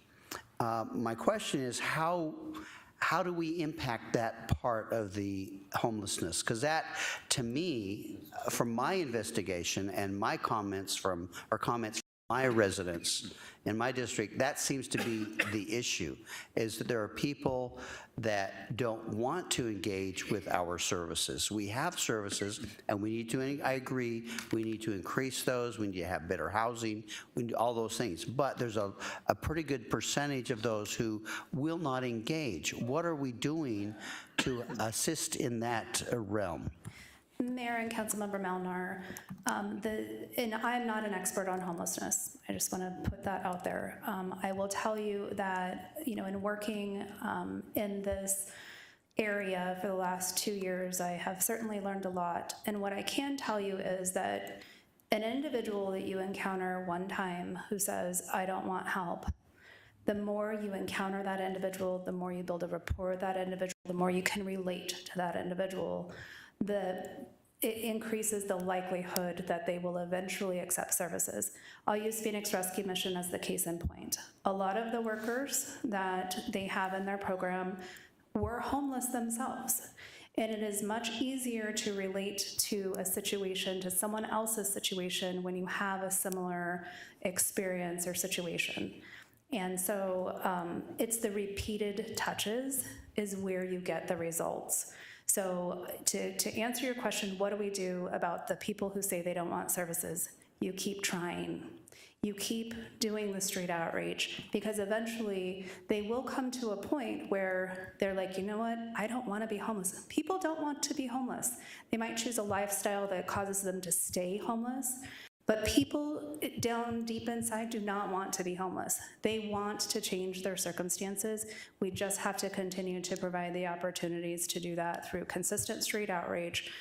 Having consistent investments in our homeless strategies is also critical, and that's something that we have to think about from a long-term perspective. We did get a lot of one-time funding. We have a way to create this, or to keep this model sustainable for the next couple of years, but beyond that, we're going to have to really dig deep and figure out, okay, how do we bring more partners to the table? How do we bring other funders to the table? How do we bring the private and faith-based and philanthropic organizations to the table to help us continue this work? But I know that was a long way to answer your question. It's continued touches. All right, thank you. And I appreciate that, Mayor, just to continue on that. And I would agree that doing that would bring in those individuals who really do want a change in their lives, and they do need some coaxing in order to make that happen sometimes. But I guess I'm speaking to, again, another group of people beyond those who I've gotten reports from police that when they've gone out and done cleanups and camps and things like that, that they offer these services and they repeatedly say no. And then I've done my own investigation with certain individuals and have found that there are people that don't want that because they are getting what they need on the streets. And that's the point that I'm trying to get to. What can we do to address that group of individuals? Yes, just one second, Lisa. So Mayor and Councilmember Malnar, you actually bring me to some of my closing remarks, and this is information for the public. So one of the challenges that we have, because you mentioned people who aren't accepting services because they're getting what they need from the streets. So I would say to members of the public, if you can give, make sure you're doing so in a way that's healthy. So there are lots of organizations out there that ensure that they're providing services that are actually designed to get people off of the streets. So rather than giving $5 or $1 to somebody who's panhandling on the street corner, do your research, invest your dollars, if you're so inclined to do so, in organizations that have a proven track record of moving people from homeless to housed and keeping them housed. There's organizations out there. You can, certainly, obviously, any of our partner organizations. There's also a website, givesmartaz.org, where you can check out and do research. So I'd say that is issue number one in terms of trying to really solve the problem, because you're right, there are people who may not accept services because they're getting what they need. And then to that point, obviously Mr. St. John can elaborate if needed, but if someone is breaking the law, then they're breaking the law. They'll be asked to come into compliance, and then there will be repercussions if they aren't. And I think that that's the challenge. I think we have seen a lot of success even with our police officers that are dealing with this on the day in and day out. I've heard the stories from some of the officers where they were to finally get someone into services, or they gave them a ride to the NREC and they are accepting services. So it's working, but it's slow progress. What we've done in Glendale in the last 9 months is unprecedented. We've never had this type of very specific and strategic collaboration amongst our partners, and with our programs and services, and having the flexibility to adjust as needed, to identify gaps in our services. So there's a lot that goes into it, and I appreciate the council's trust and patience as we implemented this program. I do think it's delivering results, and I'm very excited to see what we can continue to accomplish. The other thing I would say to the public is, if you see someone who is clearly experiencing homelessness and you would like to get them some help, go to glendale1.com and enter a service request. There's a service request specifically for homelessness. We will then reach out to the NREC, send a street outreach team, and see if we meet the people where they are and try to help provide the services that they may need. Thank you very much. Appreciate that. And I'd like to expand a little bit upon what you just said. There's a million different scenarios, and each person just compounds the different opportunities and variables that are in. But for anybody to assume that because someone's homeless, they're not employed is wrong. To assume that somebody is not homeless and is employed is wrong. The scenarios never stop. And then there's the working poor, the people that are just basically a breath away from not having a roof over their home. I was notified literally by my assistant that the Glendale Works program, again, you had mentioned Phoenix. I didn't know about Phoenix, but I guess Scottsdale has also done the same program. Mm-hmm. So we're on to something, but the very thing that makes the Works program successful is exactly what you just got done saying.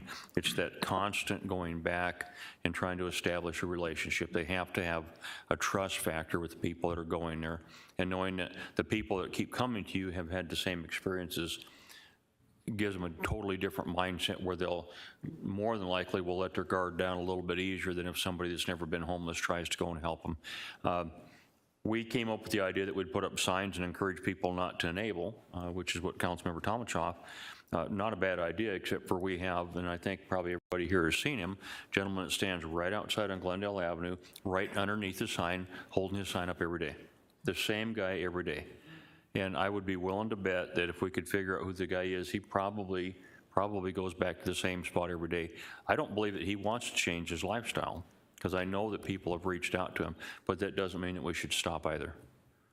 We have to keep stopping. So I don't know what else you have to present, but I just very quickly want to thank everybody that's here that has worked on this project over the years and will continue to do it.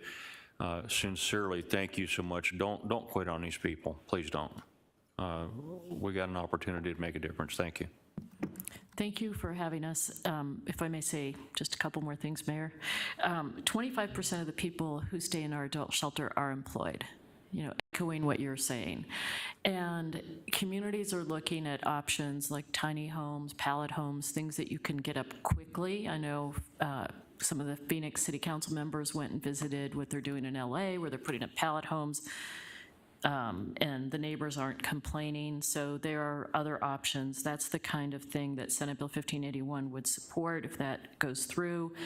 A model, and this will be the last thing I say, I promise, that I really like is the Austin Community First Village program, very dignified. They are providing a permanent home for the most chronically homeless.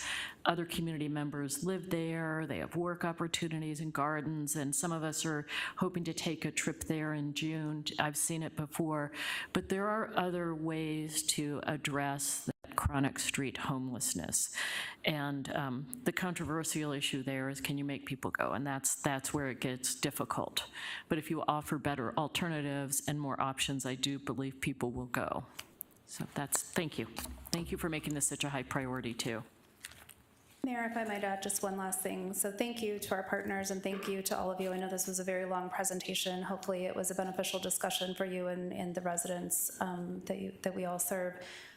The last thing I will say is if there are any service providers or faith-based organizations out there that have watched this presentation and are interested in joining our partnership or learning how to get connected to be a part of the solution, please feel free to reach out to me. My email address is posted out online, but it's jmoreno@glendaleeasy.com. Okay.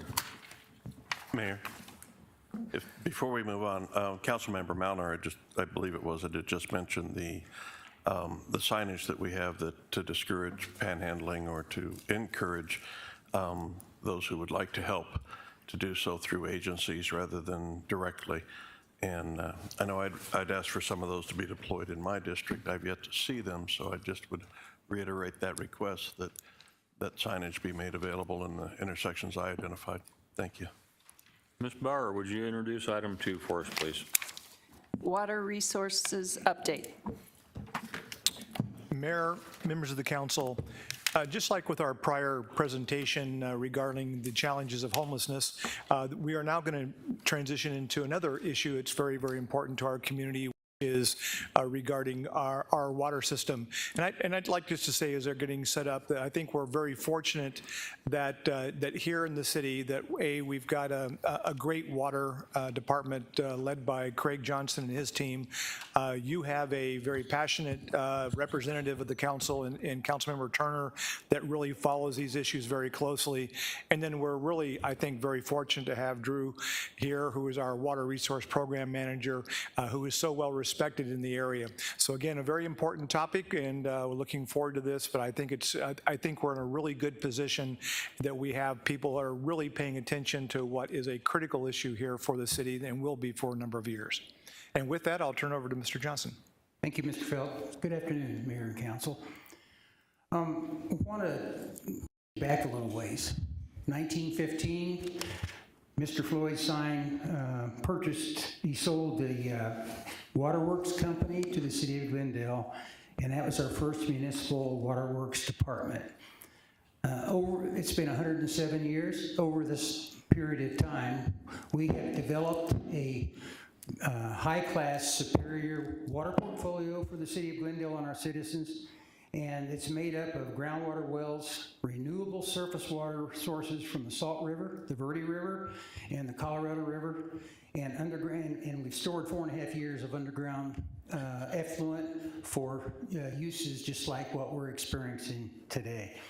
Also, in 1976, we developed our first SRP surface water plant, the Ywca water plant, and the predominant part of our citizens were using groundwater at the time, so then that plant now provided surface water for treatment and potable use for the citizens. Also, in 2007, we built the Oasis water treatment plant. On that site, there's 2 plants. One's a groundwater treatment plant, and the other one is an SRP surface water plant. And those 2 plants together meets the demand for 45% of our citizens. Also, in 1986, early 80s, this Colorado CAP canal came through this area and providing Colorado River water to the agencies along the canal. And we built the Pyramid Peak Water Treatment Plant in 1986. That makes up 45% of the demand for the upper part of the city of Glendale. Now, the CAP water that's coming through the Pyramid Peak Treatment Plant, as we all know, is undergoing significant challenges. The challenges are mainly from low water intakes from Lake Powell, from reduced precipitation, higher temperatures in the Colorado River watershed, and we are now approaching 23 years of drought in the Southwest. This is the driest time in the Southwest in 1,200 years. This has caused both Lake Mead and Lake Powell to be at their lowest levels since they've been filled. Not only are Lake Mead and Lake Powell water level elevations in decline, but the energy production from those dams is also in question. The Interior Department is intervening to protect Lake Powell and Lake Mead from reaching critical levels for water supply and energy production. Everyone has been asked to conserve as much as we can. It's important to note the taps in the homes and businesses will not be impacted for the near future. But the outlook for Arizona-Colorado supply certainly warrants additional actions. Be assured, just like in the previous 107 years, that Water Services is on top of the current Colorado developments and is working with federal, state, and other local agencies to get us through this together. Now I'll turn it over to Drew and Joanne, and they'll go over the issues facing us in detail with the Colorado River and what we are doing to make sure our strong water portfolio remains one of the best in the metropolitan area. Drew? Thank you, Mr. Johnson, and it's a pleasure to be here, Mayor, Vice Mayor, Council members. And I think I was here last year to talk about our Tier 1 shortage on the Colorado, and now we're going to be talking a little bit about possibly even more shortage on the Colorado. Let me see here. There we go. So today I'm going to be talking just an overview of the Colorado River conditions, how they've changed from even a year ago, an overview of the Salt River Project water resources, our next steps, and then Joanne Toms, our conservation specialist, is going to be talking about our drought management and conservation tools that we're going to be using during this really stressful time on our water resources. So I think I've showed you this slide before, but it really is showing our portfolio. It consists of Central Arizona Project water, which is basically Colorado River water, Salt River Project water from all the reservoirs and dams in the Salt River Project area, groundwater from our wells, and then effluent that we produce out of our wastewater treatment plants. And we really like to say this is one water for Glendale's water service area. We use this water throughout the entire service area east of 115th Avenue.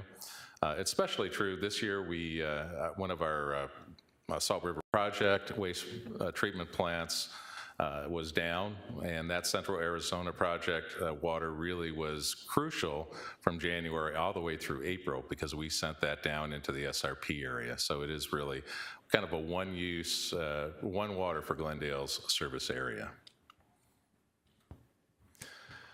So kind of how did we get here on the current Colorado River conditions? And like Craig said, we have 23 years of drought in the desert Southwest and even up in the Colorado, Wyoming areas.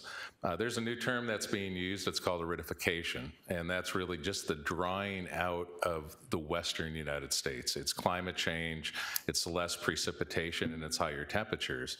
And that all combined is really accelerating those shortages that we're seeing. It's dry in the watershed, so when that snow melts, rather than running down to a drainage and then going into the Colorado, is actually being absorbed by the soil. So that drying out really does, even though we're getting, potentially almost close to normal long-term average snowpacks. We're getting much less runoff from that in the 30 to 40% range. So that's really what's causing this shortage, is just the drying and aridification of the western United States.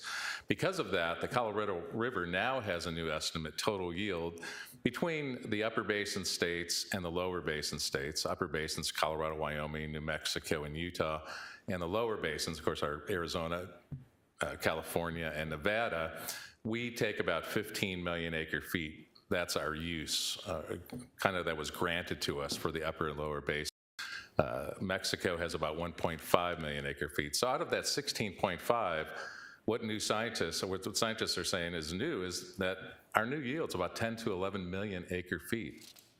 Well, when we have a 16.5 potential use, you can see where that problem starts really being accelerated.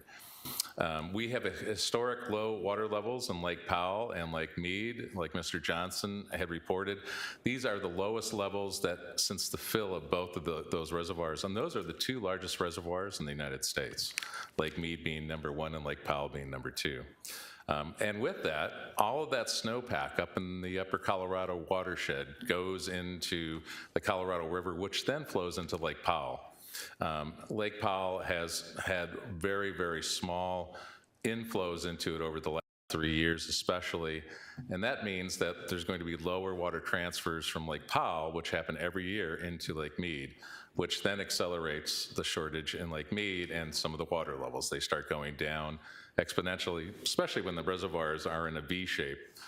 As we start going down, we accelerate that. About every 80,000 acre feet is about 1 foot of depth in those reservoirs. So it really is accelerating. And like Craig said, there's really uncertainty about power production at both Hoover and Glen Canyon dams. I'll go into that in a little more detail coming up, but as we go down, there's less pressure on those generators and those turbines, and it produces less energy as we start to get lower water level elevations. I wanted to show here kind of our current May 2022 conditions as opposed to a year ago in May 21. In the middle are the 2022 conditions. You can see in Lake Mead, currently it's about 32% full. A year ago, it was 39% full. That almost equates just a little under 2 million acre feet that is no longer in Lake Mead, with an elevation change of almost 20 feet. In Lake Mead. Lake Powell, unfortunately, is even worse. We are at about 24% currently in 2022. A year ago, we were at 35%. And we're getting a lot less. We are almost a little under 3 million acre feet short of what we had last year. Elevation, again, is very, and this is the big thing for Lake Powell is the elevation, and I'll go into that in a little bit, but we're almost seeing 40 feet of difference, or actually 41 feet of difference in Lake Powell. So Lake Powell has been going down extraordinarily fast. So the Bureau of Reclamation's 2022 April 24th month study, which comes out, there's one every month, but the two that we really focus on are the April 24-month study and the August. The April kind of gives us a precursor to what we're going to be seeing in the August report. The April kind of says, hey, this is what we should start preparing for. The August 24-month report really tells us what stage of shortage we are going to be in Lake Powell and both Lake Mead for the elevations come January 1st. So this is going to be January 1st, 2023. I'm sure I probably will be back here talking to you about what that is showing for the shortage coming up. But really, we get a pretty good indication from this April study. So it is saying that we most likely will be in a Tier 2A shortage. Right currently, we are in a Tier 1. So what does a Tier 2A shortage mean? It actually reduces Arizona's Colorado River supply by another 80,000 acre feet of water. So that will bring our total Arizona supply reduction to just a little under 600,000 acre feet that Arizona will not be receiving. Projects Lake Powell will be at a minimum power pool in March, as early as March 2023. The minimum power pool is the level where Lake Powell and Glen Canyon Dam will no longer be able to produce energy. So that is the Secretary of Interior, which I'll talk about in a little bit, is doing everything to avoid that. There are some really big implications for that energy production. Page relies on a large portion of their energy for that, as does the Navajo Reservation. Also, Page relies on Lake Powell for all of their water, and as some of the Navajo Reservation, about 30%, I believe, also depends on that reservoir for their water. So it's very critical for water to remain above that minimum power pool in Lake Mead. The good thing is it doesn't really reduce Glendale's Colorado River supply. You may wonder why it doesn't reduce. It's because we're being mitigated both through our drought contingency plan that was established in 2019 by the state, and also we have a thing called the Arizona Water Banking Authority, which is an entity that has stored water for times like this. It is a state entity, and we've stored about over 3 million acre-feet in Maricopa County to take that out to give to communities like us, municipalities, in time of the shortage of Colorado River water. So Lake Mead and Lake Powell water levels are predicted to continue to drop. We had a briefing on May 6th with the Department of Water Resources, the Central Arizona Project, and the Bureau of Rec. And it was pretty bad news. We're looking at deeper cuts. We're looking at the Secretary really trying to hold up those water levels in Powell.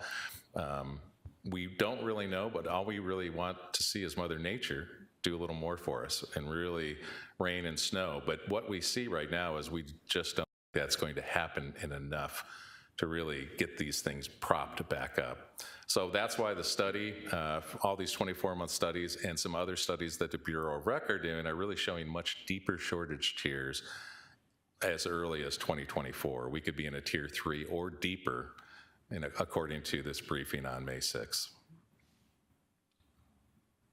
So as I said, to help really protect Lake Powell, because that is an energy producer, it's water for Page, it's water for the Navajo, the U.S. Secretary, and it also, should I say, it actually helps protect our energy grid. It's a crucial part of our energy grid. It produces, I think, 5.6 million people rely on the power from Lake Powell, so it is a really big energy producer. So the U.S. Secretary of Interior really wanted to keep the level propped up above this power pool. So they are going to transfer, instead of what we were supposed to get from Lake Powell into Lake Mead, 7.48 million acre feet, she's going to reserve 480,000 acre feet in Lake Powell and not transfer that to Arizona and to Lake Mead. What does that mean? That means our new transfer is going to be 7 million instead of 7.48. Of water from Lake Powell to Lake Mead in 2022. She's also going to be transferring water from upstream dams like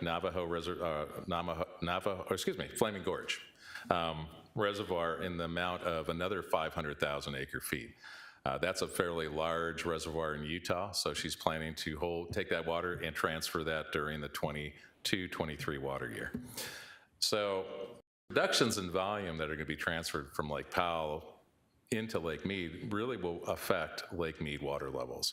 So this, in the May 6th briefing, that's really, they were saying, yeah, be prepared. We are probably going to see deeper cuts, probably earlier than expected, because of trying to prop up Lake Powell and the effect it's going to have by doing that on our Lake Mead, where we receive our water.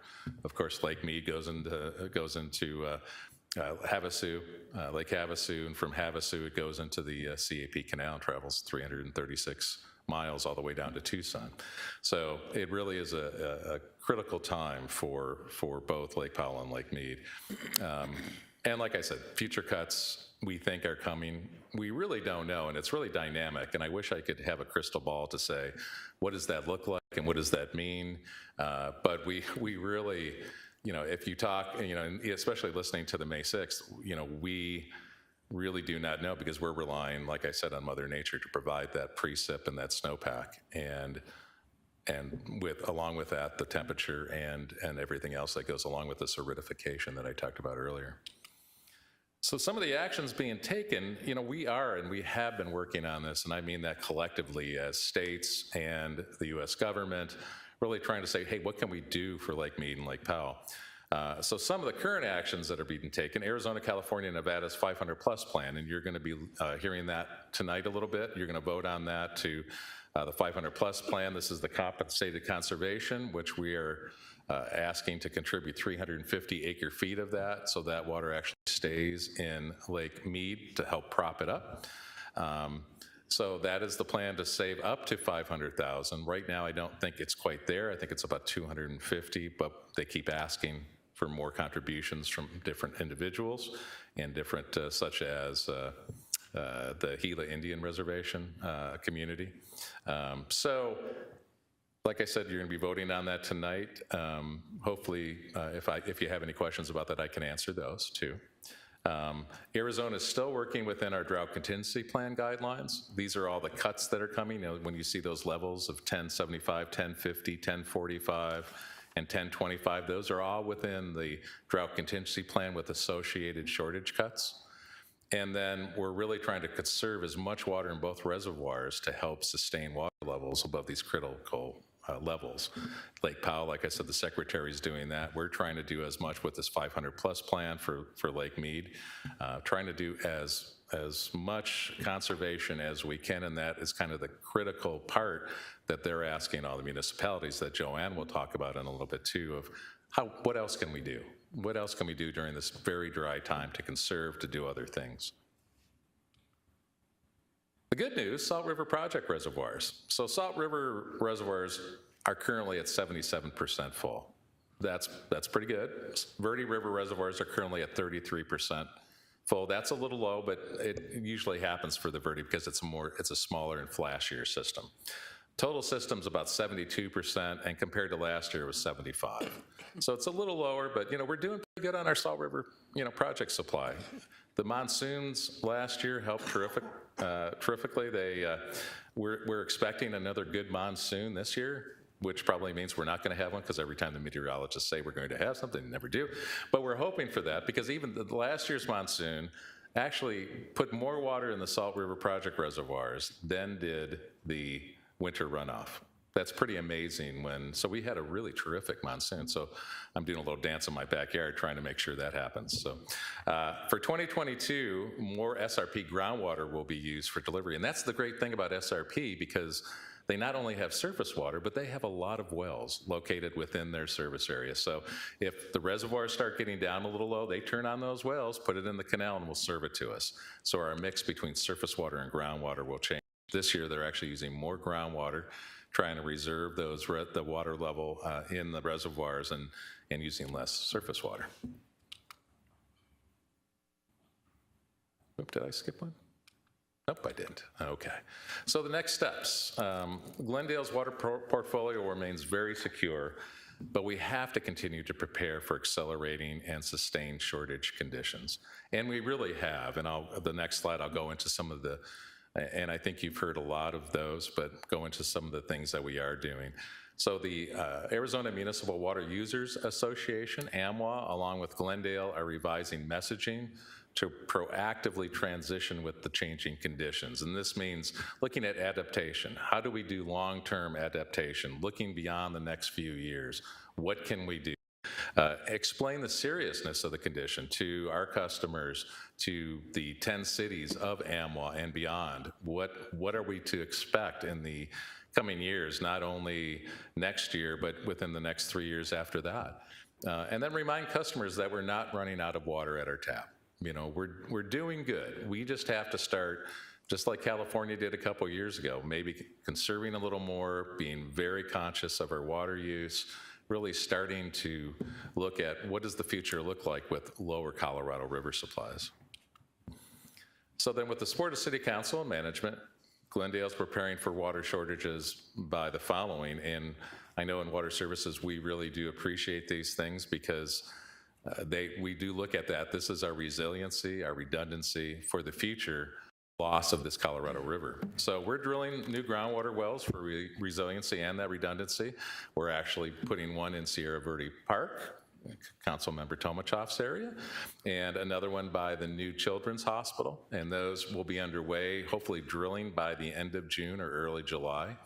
These will help if we do get reduced of our Colorado River supply, we can turn these wells on, put them in the distribution system, and it kind of replaces some of that Colorado River water.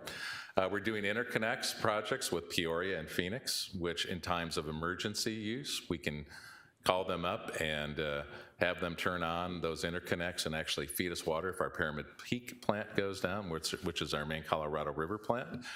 We're working on the Salt River project with numerous water supply projects. They're very innovative, and they always like to get us involved with really great projects. We're working, I think, on 3 of those. One is the raise of Bartlett Dam by 96 feet, which will provide more water because the Horseshoe Dam in front of it is being silted in. So this will actually give us some new water and potentially some new water resource. The flood control project in Roosevelt Lake. This is utilizing the flood control space in a slower time, so we actually can get about 5,600 acre feet out of that if it fills up to that area.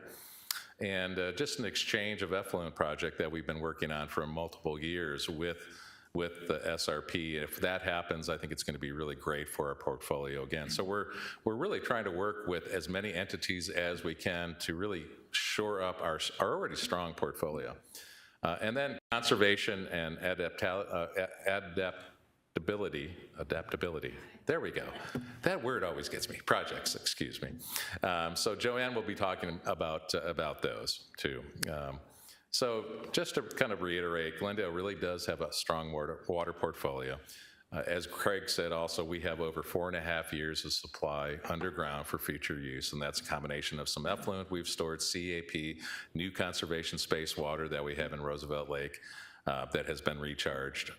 So we do have a really good supply of water underground, and we're going to continue to message and plan and implement, especially during these times, because we have to really make sure that our citizens, we're going to have water at that tap. We're going to be doing everything we can. And Joanne Tom's next to me has great leadership in that, and she's going to be talking about how we're going to message and plan in some of our drought management plans. And I have full faith that Joanne will steer that boat down you like that? Steer the boat down the right river. Yes, so. And with that, if you do have any questions, I guess maybe I can take those at this time. Thank you, Mayor. We're really lucky. Our citizens are really lucky to have you all in this department. You guys are very knowledgeable, very confident is why I say we're lucky. We're in a drought, and you guys are very confident of where we are and where we're going to need to go and what the next steps are. So thank you for that. But I also want to thank the staff that works with you, who are out there treating the water, doing the inspections and checking. Those are the boots on the ground, and I mostly thank them, but your leadership as well, but thank them for the work that they do. And when you're dealing with water, there has to be a certain level of trust because they have access to water that goes to every single home. And when we can trust people like this staff, man, that is great. So our citizens are lucky to have you all. Question for you, I seen on the news, and I don't believe it was Glendale. If it is, it wouldn't surprise me because you guys are so innovative. When you all, or when the city tests our fire hydrants, we just run water out like crazy. Are we reclaiming that? Because I seen on the news, I don't know if it was City of Phoenix or someone else is doing that. Are we doing that to save that water? Yeah, Mayor, Vice Mayor, and council members. Yeah, that was City of Scottsdale. Okay, City of Scottsdale. That was doing that. In fact, I think on that video was an ex-employee of Water Services, where we first started trying to get that project going, and we actually looked into it here. That's something that I think will be considered as one of the choices of a way to save water within Glendale. I think it's a great idea. I think it's proven technology. At that time, we were still wondering if it had a proven technology. But I think, Scottsdale's kind of trial did show that it is a pretty viable option for us to try. So I think that could be in the future an option. It is rather expensive. But I think we could definitely, as far as water savings, that would be a really good option. Well, I'm glad to know that one of our neighboring cities or cities in the state is doing that, but let me help you with that.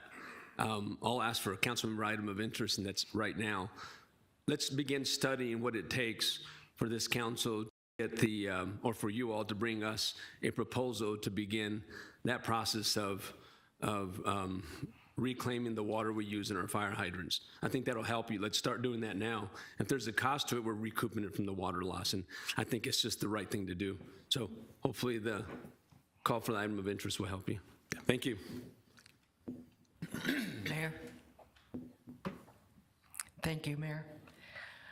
You mentioned something, effluent, gray water.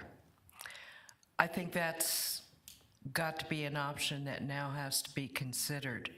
Is there enough technology available to actually reclaim gray water these days? Mayor, Councilmember Clark, yeah, that's a really interesting point because some cities are saying that could be their most valuable water resource because it's always occurring. You know, we're always flushing, taking showers, doing other things. There is technology, it's called direct potable reuse, and that's actually taking some of the water that we get out of our plants, our A+ quality effluent, taking that through advanced treatment and then serving that to customers. California has done this in other communities. Scottsdale does have a pilot program where they, in their plant, they actually have this little mini advanced treatment system with a drinking fountain at the end. So they were the first ones to actually pilot that in the Phoenix metropolitan in Arizona. There has been a bill that passed through, and I think it's in the budget considerations right now for this direct potable reuse, actually developing. Right now we're just in the pilot phase, but there's going to be rule development for that and money needed to go forth with some of these projects. So that bill is addressing that, and I believe right now that's in the budget process. So I think everybody's kind of saying, you know, yes, this is good. Some of the gray water systems are a little tougher because the home, number one, has to be, you know, that's just like from your sink and from your shower potentially. And some of those are a little tougher to permit and plumb in the house. You know, but those are also some options. What we'd like to see as a municipality, we'd like to see all that water come to us because then we can do something with it. You know, one of the projects that I had talked about was our SRP exchange, possibly for effluent. This is a masterful idea that was developed by Mr. Johnson and SRP that really looks at providing us, you know, a high source, quality source of water through an exchange of our effluent. So as you said, effluent has become so valuable, and in many communities, and I know Peoria is one of those, that they're counting on that and trying to get funding to actually do some of the direct potable reuse for the future. Are we also pursuing that and looking at funding sources to develop our own program? Mayor, Council Member Clark, right now, we don't think, because of what we're going through with the exchange process, we're in beginning talks. Because of that, right now, we don't think we might not need that because of this potential project in the future. I think it's always something to consider and have in our back pocket. I think other folks, the good thing is other folks are going to get out there and actually do some permits. They're going to do all the legwork for us. So if we do have to come in a little after this, you know, we're going to have the permitting process down, we're going to have the technology even advanced more than it is now, and we'll have a lot of those kind of growing pains figured out on how do we do direct potable reuse and serve that to customers. Thank you. One final question. I would think, you know, our department has always touted redundancy. And I think this is a component of redundancy. So I would like to see us get involved sooner rather than later. And I understand letting someone else develop the growing pains and going through that.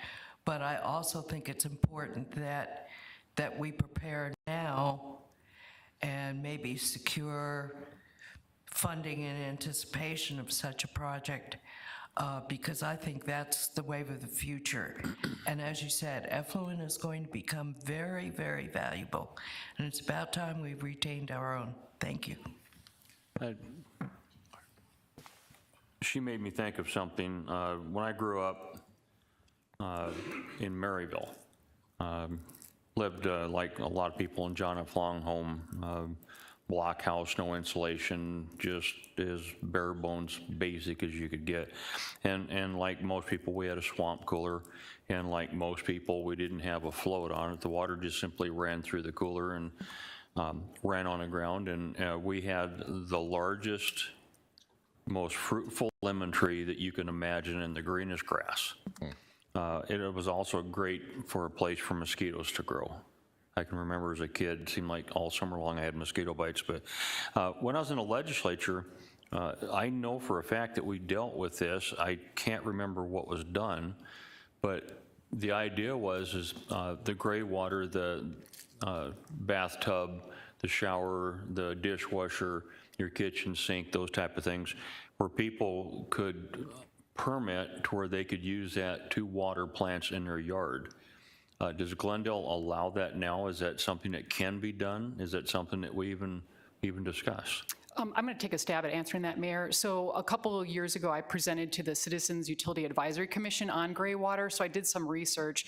So the Arizona Department of Environmental Quality oversees that gray water permit. So what you're talking about, like using your shower water or your laundry to water your trees. So that is allowed. Years and years ago, they used to require residents to get a permit, but they knew that so many people were doing this rogue without getting permits that they developed a list of best practices. So if you go on the ADEQ website now, you can see gray water rules. And one of the bigger rules is that you really don't want to store that gray water. So for example, if you're have a washing machine and there's soap and there's, dirt, you don't want to have like a secondary containment. You just want to put it out, to the trees. And then there's special types of soaps. And so in conservation, we've partnered before with a group called the Watershed Management Group. And that's really their bread and butter is, how can we maximize every single drop of water, whether it's gray water, whether it's rainwater. But like Drew said, I think as the city, we are the best at treating that water. We want people's wastewater so that we can treat that and we can reuse that. But we know that people are going to be using that, clothes washing for their trees, their fruit trees.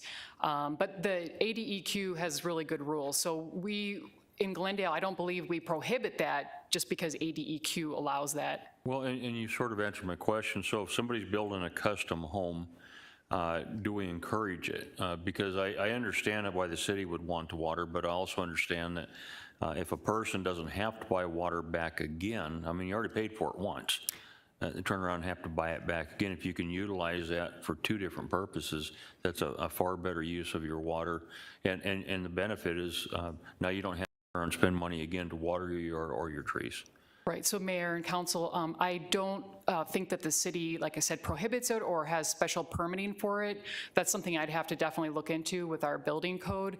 But you are right that usually you'll have to have a different stub out for, whether it's your shower water or whether it's your, sink water or your washing machine. But again, there are groups that do have workshops for people, like I said, the Watershed Management Group, and they actually have like tours where people can go and see another resident that has these different stub outs. And I've even seen instances where they would like label the stub outs, like this goes to the apple tree, this goes to the citrus tree, and this goes to the fig tree. So there's some people that are really, really into that, which is great.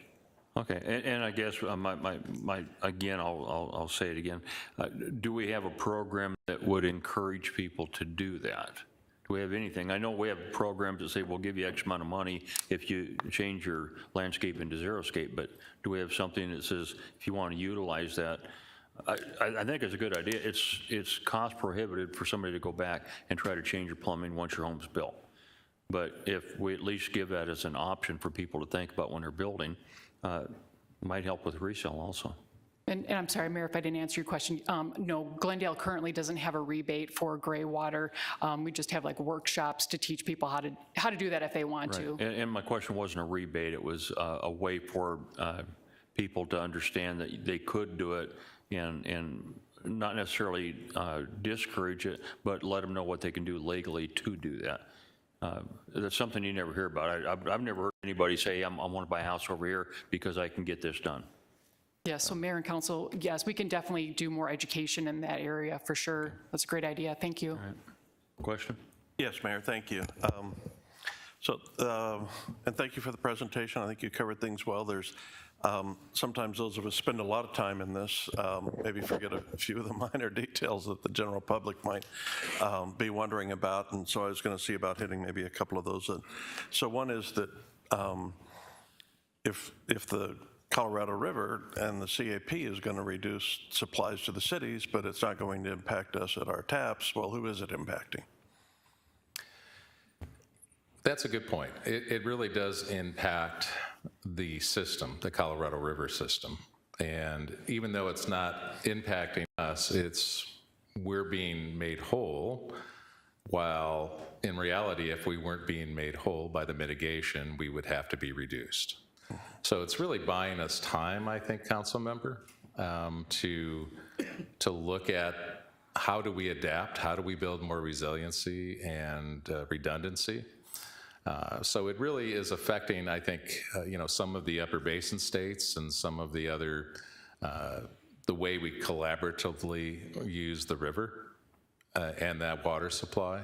So yes, I think it's delaying while we hope for Mother Nature, or we can figure out what we can do to increase the supplies. Okay. Well, I was kind of thinking about maybe in the area of like cuts to agriculture. That's one of the things that's happening. So this reduction in water is really being felt first and probably foremost by agriculture.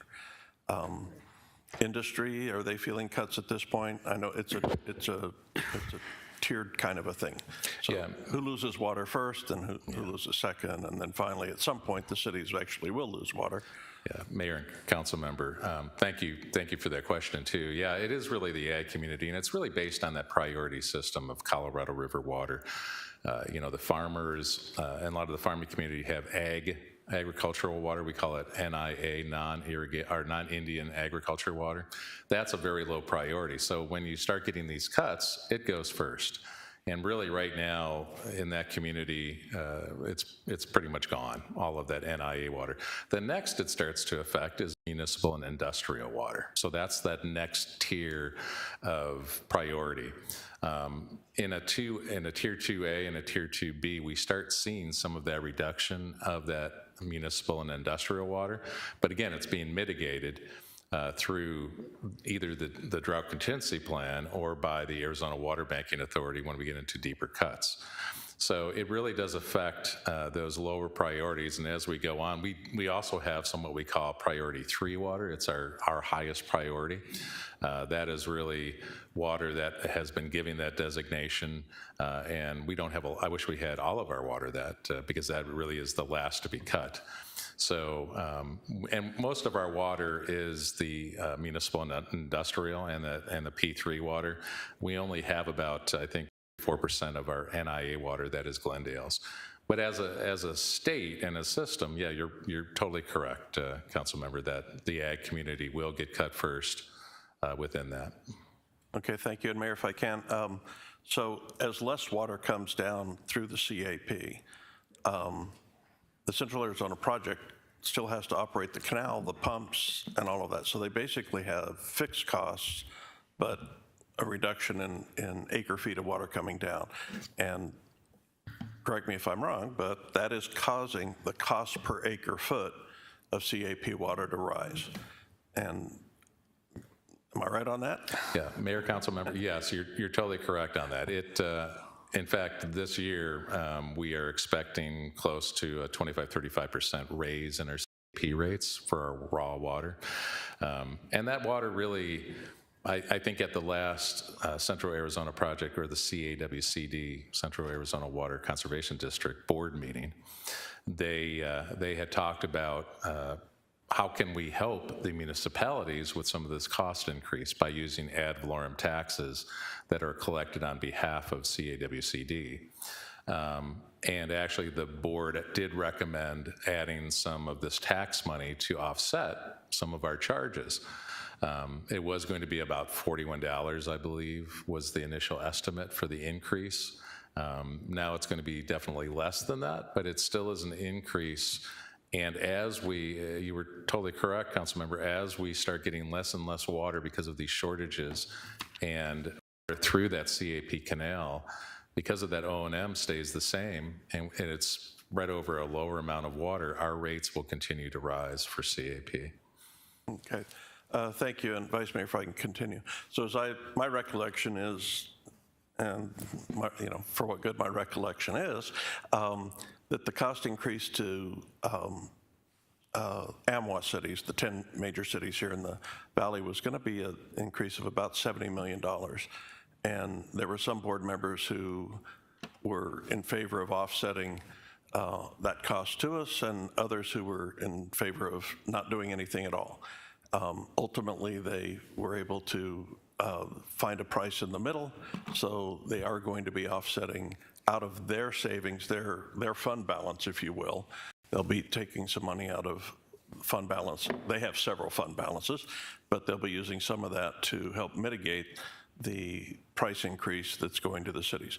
So cities like ours, and I explained to the board when I was there, that we go through a lengthy process to establish our rates, with starting with workshops and the advisory commission and public meetings, and then back to workshop and then to voting meeting. It's all, there's a lot that goes into it, and we just adopted a 5-year rate plan. And now, based on the projections that the CAP gave us for the cost of water in the future, and now it's, measurably larger. And so somehow our city and all the other cities are going to have to figure out, how does that, where does the shortfall now, that extra charge, going to come from? And the challenge is, is it going to come out of cities increasing their water rates again? Is it going to come from forestalling capital improvement projects, which are actually projects that are meant to conserve water, that are meant to prevent leaks and water waste in the future, or to ensure redundancy and resiliency between cities so we don't end up in a mess? So it gets rather complicated at that point. So, and that's something that's going to roll back to us as a council. How are we going to, it's a policy issue as to how do we move forward in the, not just in the face of potential reduced water, but increased water cost. So, and it was mentioned today that we have a 4.5-year supply of water stored, and it's a good thing we do. And a lot of this water is water that, had we left it in Lake Mead, California would have had claim to it. It would have, we don't have that. If we don't take it, then we lose it for a lot of the water. So that's a lot of what we've been able to store over the years, and it's good that we do. And 4.5 years is one way to look at it. Another way perhaps to look at it would be, if we were to have a 10% reduction in water supplied to us, what we have stored could last roughly 45 years to make up for that shortfall. So I'm not predicting a 10% reduction. I'm not saying it'd be that or it would be less or more. I'm just saying it's not just a 4.5 year, it's to backfill any water cuts that we may have. And I want our residents to know that we're looking long term and trying to make sure that we'll always be in that situation. And then the other thing, I guess I've got a few other points, but I will say that I think we need to make sure that water policy is something we're looking at throughout the city. Some cities have already instituted their drought contingency plans, and that may be something for us to consider as well. Other AMWA cities may be doing it in the near future. We may want to do it in concert with other cities to raise awareness for what we're doing and what we need to do. And the other is that I would say that water policy needs to be part of our economic development policy as well. And that economic development and our water services department need to be communicating tightly about what kinds of economic development are we looking to entice into Glendale in the future. In the past, we've talked about, do we or don't we want low-wage jobs? Well, we need to look, do we or don't we want high water use industries in our community? Can we afford, in essence, to have them? And we need to make sure that the water use is an important and a high priority evaluation of any of our economic development activity. So enough for now, but thank you. All right, I just want to remind everybody there's still more to this presentation, but we're going to take your question and then. I stepped out for a minute. I thought we were finished. I will wait to the end. Okay. Thank you. Okay, so thank you, Mayor and Council, for the opportunity to talk about the city's drought management plan. So the city has a drought management plan, which is different from the drought contingency plan that Drew talked about, to prepare and respond to water shortages and to keep the community informed about how they may be impacted. This plan is for the Glendale water service area that includes all of Glendale's water supplies. In the plan, there are various water reduction measures to conserve water, such as discouraging the use of decorative fountains and water misting systems, prohibiting water waste, restricting landscape irrigation to selected times and days, prohibiting winter grass, and prohibiting the washing of vehicles in paved areas. Please note that these measures focus on outdoor water use because water savings can be achieved without compromising public health and safety. The plan is required by state law, so other water providers have their own plans, is in Chapter 33 of the City Code and was last updated in 2016. Water Services staff have updated the plan to correspond with the Colorado River shortage tiers. Finally, I want to mention that the plan will need to be updated again in the future as conditions change and because the Colorado River existing management guidelines are set to expire in 2026. The drought plan has 5 stages. The Arizona Department of Water Resources recommends to have a stage 0, normal conditions, to serve as a baseline. I use the acronym WADE, Watch, Alert, Declaration, and Emergency, to help me remember stages 1 through 4. The stages are color-coded to help customers identify them and the required actions. The prompt for each stage is based on the percent of actual water supply reductions, whether it's from the Central Arizona Project or the Salt River Project. Since the city's water supply and demand may change, there is flexibility in the drought stage prompts and the response measures. Each stage is progressively more stringent than the last stage. In stages 1 and 2, the focus will be on increased water conservation communications and services for our customers who will be asked to voluntarily reduce their water use. The city, however, will demonstrate leadership by having mandatory water reduction goals and following the mandatory water reduction measures that's appropriate for the particular stage. In stages 3 and 4, water reduction measures will become mandatory for all customers, so that includes residents and businesses. In stages 1 and 2, those are declared by the city manager, and stages 3 and 4 are declared by the city council because there is an enforcement component with those latter 2 stages. As you can imagine, when we implement the drought management team, it will require a tremendous amount of teamwork, communication, cooperation, and coordination. The drought management team will be led by the Water Services Department, but will include key staff from several city departments. The team will consist of an executive team that will be made up of directors and an implementation team that will be made up of managers. Water Services will provide technical assistance to city departments and monitor water use and savings. The departments will provide feedback on challenges to achieving these water reduction measures and achieving those goals. The team will communicate with customers, lead by example, and make sure that the city is following those mandatory water reduction goals. I'm excited to show you this dashboard. This is a screenshot of the city's water use dashboard, which was a collaborative project between the Department of Organizational Performance, IT, and Water Services. This dashboard shows the city's metered potable water use over the past 5 years, starting in 2017 all the way through 2021. The dotted line shows the city's average historical water use. The green, orange, and red bars show the 5 to 10, 10 to 15, and 15 to 20% mandatory water reduction goals that align with each of the city's drought stages.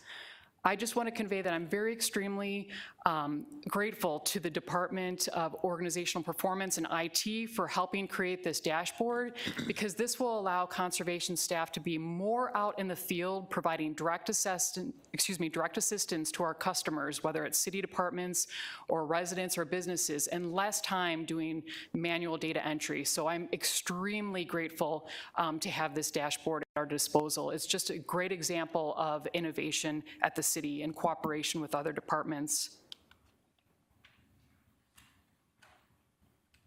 I want to highlight that communication is essential in keeping the community, city leadership, and employees informed about the Glendale Drought Plan. To date, Water Services has partnered with Public Affairs to create a drought preparedness webpage, various press releases, social media content, and drought information that's in the city's Clean and Green calendar and the city's annual water quality report. Also on April 27th, the Water Services Department hosted the 7th annual Environmental Summit for over 55 city employees, which covered water resources, the drought plan, and we also had a water conservation brainstorming session amongst those 55 city employees, and it created a lot of dialogue and some really great ideas. Water Services is aware that city employees may be asked questions about the drought plan, about water shortage, about our water resources. So we're preparing various drought FAQ sheets to provide to those city employees. This next slide just goes over a tentative timeline. And I just want to reiterate that it is subject to change just because things are changing and are so dynamic on the Colorado River watershed. Ongoing, Water Services is maintaining communication with all of our stakeholders and our partners, like the Arizona Municipal Water Users Association. An announcement should be coming out in the next week that other AMWA member cities are intending to enter stage 1 of their drought management plans. Glendale is also prepared to enact stage 1, watch, of the drought management plan. However, there are several elements to continue to prepare for, such as activating the drought management team that I talked about, finalizing our drought communications plan, and reviewing the Bureau of Reclamation's August 24-month study, which is the official determination of what Colorado River shortage tier we will be in for calendar year 2023. When these elements are in place, Glendale will declare a stage 1 of the drought management plan. Again, the emphasis of stage 1 is to raise awareness and promote the city's water conservation tools. I want to reassure you that we're prepared for this.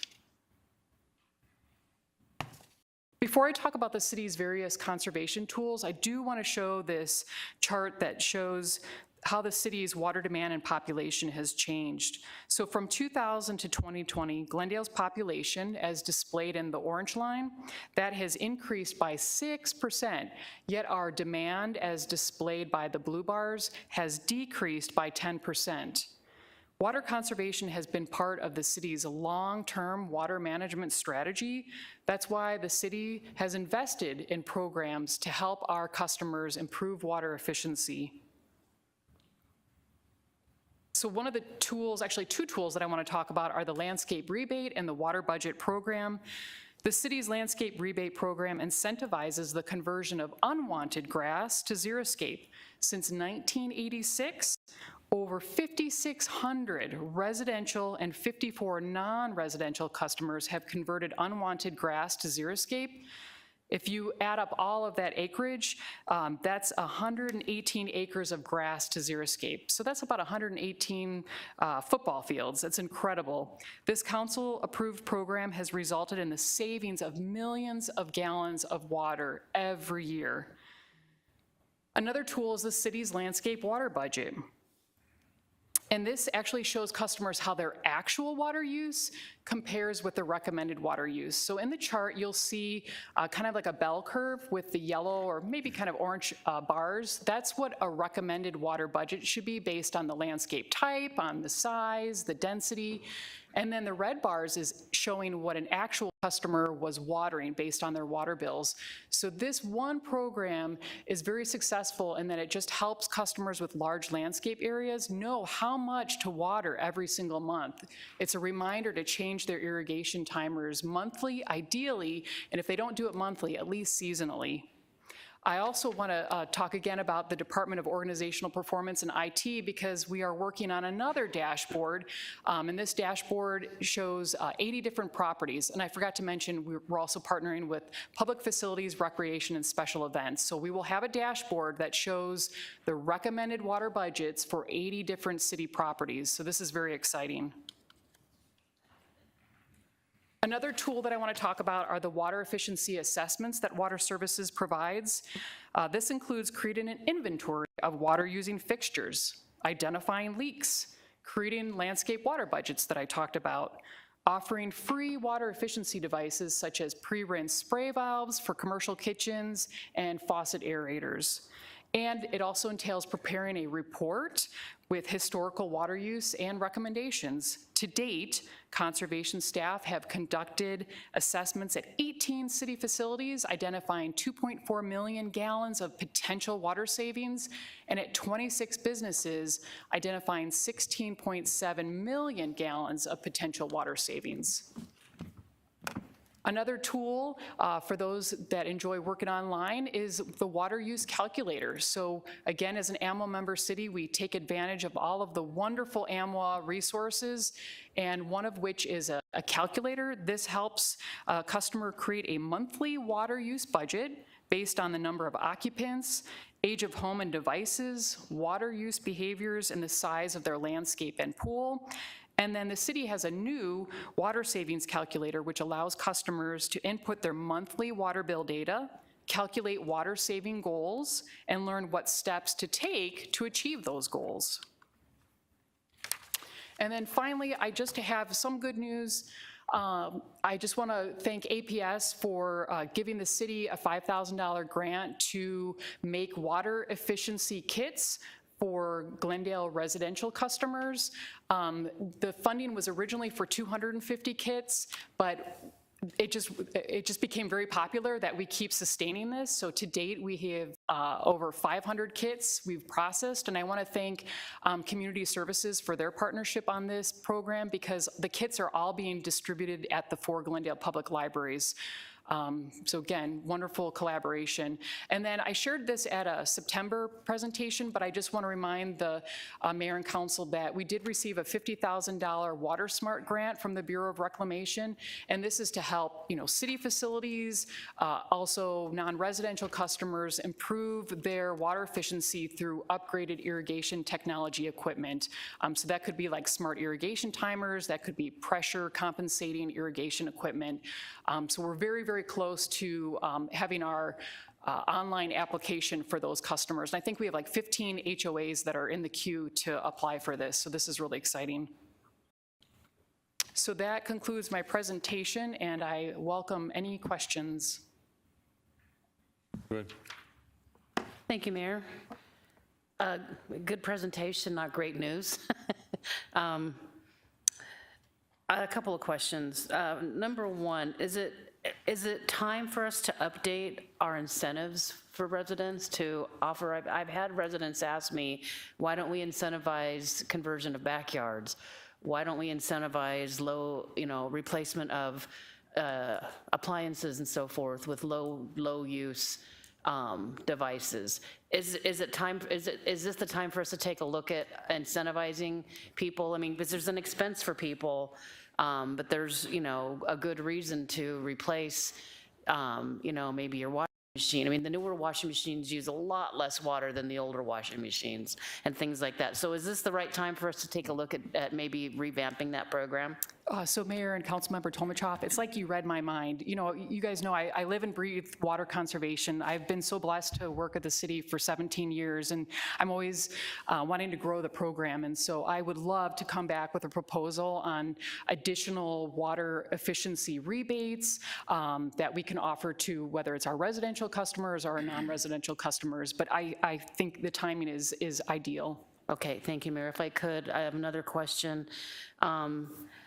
when would be the time for us to, I guess I would start with Ywca, and this was why, the exact reason why I didn't want to approve a 5-year water plan, because the writing was on the wall. I mean, we have no way to anticipate what our cost of water is even going to be next year, much less in 2 or 3 or 4 or 5 years. So I know that it was approved based on the idea that it's going to be reevaluated every year. I mean, we're not going to be, whatever our increases that we approved is certainly probably not going to cover our increase in cost, even most likely next year. So how are we moving forward with planning and getting out in front of this as far as what our rates are? Mayor, Councilmember Tom Chop, that's a good question. We've got, when we finish this year, we see pretty much where we're going to be at the end of the year. We're going to be in the black at the end of the year, and whatever we have left over goes into our fund balance. Then we'll reevaluate, because we're getting price increases pretty much on a regular basis for our chemicals and stuff. But I think we'll evaluate that, and we'll talk to the city manager, and then we'll look at where we go from there. But right now, I'm seeing that we've got, we'll have we'll be in the black, we'll carry that over, and then we'll go from there. So that's how we want to approach it. Okay. I think that's a good plan. Mayor, if I could, one other thing Councilmember Turner brought up, I thought an important point. We look at the economic benefits to the city of proposed industrial uses that were, and I don't know if it's possible, but I would think it would be incredibly helpful for us to know if we could get a projection on what kind of water use is that industrial use going to how much water is it going to use? If that's something that they can project, I think it would be something that we should know. And then I don't know whether, we would need to offer incentives, but I know that there's been, in fact, I think one of them was in Glendale, has proposed, and I know that it's EPCOR, I know that, but it's still water. I mean, it's still water. It doesn't really matter whether it's coming out of our resources or EPCOR, where it's coming from.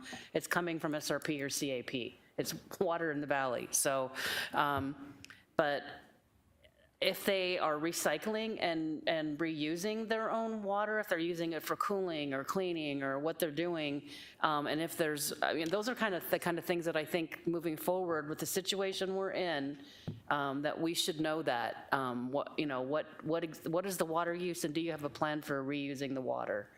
And then lastly, thank you for coming out. I held a meeting. I think our responsibility is to set a good example, number one, and to make sure that the residents are informed, because people want to do the right thing. They really want to do the right thing. If they understand the situation we're in, I mean, we certainly don't want to end up in stage 3 or 4 if that's where we have to go. But I think if we really take the time to try to educate the residents on, it uses a lot less water to drive through a car wash than to wash your car in your driveway, and things like that people maybe just don't even know that they shouldn't be doing, and letting your sprinklers run into the street and, down into the storm drain. And so I think, it's our responsibility as representing citizens to make sure that they have the information, because if they don't have the information, they can't do the right thing. So I'm going to be asking you to do a repeat performance with this new information, and I think Councilmember Milner and I are going to partner on that, and to make sure that we inform residents and give them an opportunity to do the right thing and conserve water. Thank you. Mr. Milner. Thank you, Mayor. Just a quick question along those same lines. I noticed on our website that the incentive for converting grass excludes artificial grass. To me, it would seem that we'd want to encourage that, because it does two things. It takes away the water use, but it also adds, some greenery to the city. Why don't we allow that? So Mayor and Councilmember Milnar, that's such a great question, and it is a very popular question. So back in 2008, the Centers for Disease Control had a health advisory on potential lead exposure to artificial turf, and that was based on research on fields back in the east part of the United States. I want to say it was in New Jersey. So at the time, the staff decided that let's just play it safe and let's just not incentivize artificial turf. We'll still allow a customer to put artificial turf in, we just won't measure that as part of the landscape conversion. So we constantly are doing research on that. I actually did some research. The city of Scottsdale will allow up to 1,000 square feet for artificial turf. And so I shared that with management staff that maybe we want to look at that where we don't exclude it, but we may want to limit, how much that the city will incentivize it. So, at AMWA, we actually brought in some professors from ASU to talk a little bit about, the pros and cons with artificial turf, and these particular researchers were experts on the urban heat island effect. And so they were talking about some of the cons with just really increasing the temperature and that you still have to put water on the artificial turf to clean it and to cool it down. So there's some pros and cons with going with artificial turf, but I think you're right, it may be time to relook at that and maybe change the policy for that. And I'd be happy to come back with a proposal on that as well. Yeah, I think it's time to at least look at it and determine if we should do it. Thank you. I've got a couple things that we used to have a frequent visitor on Tuesdays, and I think everybody remembers him, but he always complained about overflow from islands and on a main road. So I guess number one is there any plans or thoughts about how are we going to deal with it if we have a consistent violator? Like, I'm not saying that you want to penalize, but you certainly got to make them aware that what they're doing, again, his concern is it's creating damage to the road, which I know that water on a consistent basis over and over and over on asphalt's not good. But the other side to that is that's water that maybe, down the road we may actually need. So that's something I think we need to be talking about occasions like that. And then secondly, I think we need to be looking in our own house as a city. How come we haven't converted all the urinals in city-owned property to the waterless? A lot of businesses have done that. I know it's not the cheapest thing in the world, but over time, I think it certainly would be wise, both in cost as far as not using water and at the same time, it certainly accomplishes a goal. It's hard to tell somebody to do something when we're not doing it ourselves. So, go ahead. Thank you, Mayor. Similar to what the mayor said on the urinals, but not necessary. Just there's a lot of businesses out there that run water nonstop throughout their operations. It's because of they can't afford to turn it off because they're cooking so much the water needs to keep running. So that, and then there's a lot of businesses that have cooling towers that run quite a bit of water, and what those businesses are doing, excuse me, are putting meters on there to get sewer credits. So they're getting sewer credits, but we're just running water like crazy. So if I were to ask, can we go out there and stop that, is that just nickel and diming us, or is that significant amounts of water that we're losing? So Mayor and Vice Mayor, I can answer your question about cooling towers. So that's a big part of conservation training. So cooling towers are, as far as indoor use, is the biggest indoor use. The reason that it's such a big use is because the cycles of concentration, you want to make sure that you keep the total dissolved solids down. And so in some instances, that water that goes down into the cooling tower just goes straight down into the sewer. That would be one cycle of concentration. Ideally, in our climate, you'd want to have something like 2, meaning that the water just circulated at least a couple times. But what happens is that, it's a little bit of water chemistry, and also you don't want the cooling tower unit to get scaled up because then it just doesn't run efficiently. So there's plenty of room for improvement as far as improving the cycles of concentration with cooling towers. There are contractors that specialize in that, right? They go to the grocery stores, they go to other large, schools, they go to other large commercial customers. I'm not sure if I'm answering your question, but that is a huge water use, and perhaps there's a requirement that a property has to do at least 2 cycles of concentration. I don't think it's realistic to get higher like some cities in California can, because they have just different water quality, but that could be a policy. No, thank you. And You're very knowledgeable in cooling towers because you outlined it exactly how it works and why they have to flush the water. But, well, I guess my question simply is, with those restaurants that have that practice in cooling towers for schools and colleges and everybody else, if we were to go out and create a policy that had them stop that or reduce it or reclaim the water, are we talking about a lot of water, or is it just nickel and diming? Is it?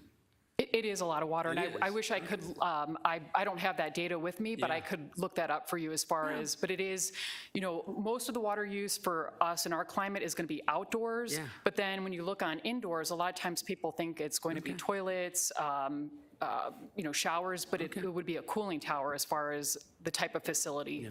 No need to go out and study or that. I just wanted to know if it was significant or if I was just. It is, yep. Well, you Got can it. share with them how you're going out now and looking at the commercial entities. And so we have a service that goes out there for free now and looks at that.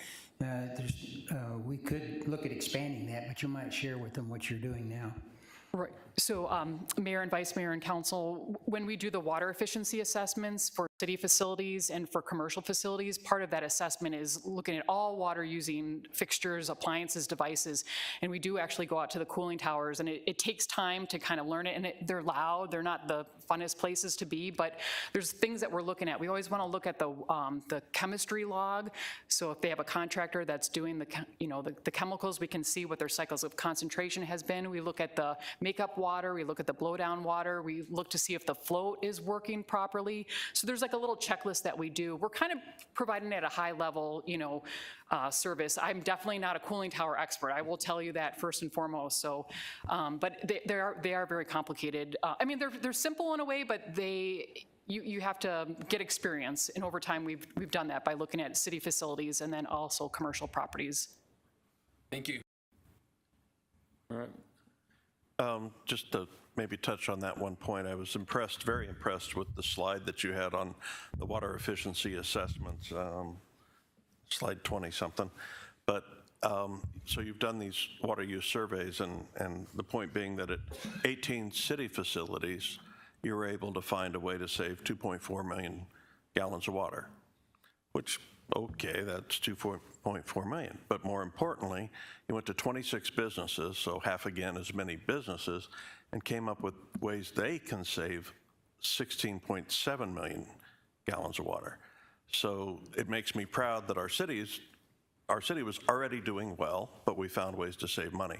But this program we offer is a huge service to our restaurants, to our hotels, and to any of our other businesses that use a fair amount of water, because that's 16.7 million gallons of water that they've been paying for that they don't have to, and 16.7 million that stays in our system to be used by all of us and to be used wisely. So it's very impressive. That's an excellent program, and I appreciate that we have that.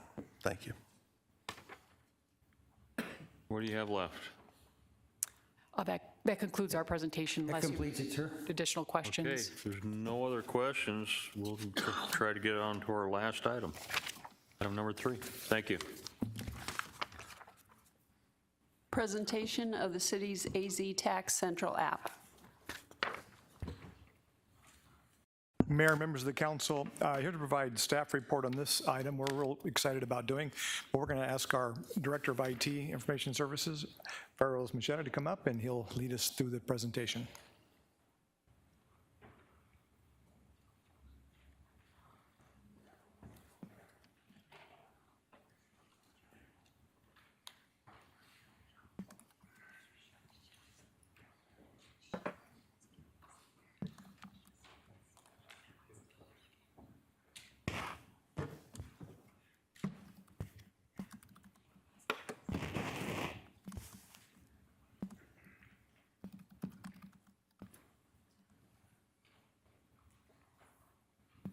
Mayor, Council, good afternoon.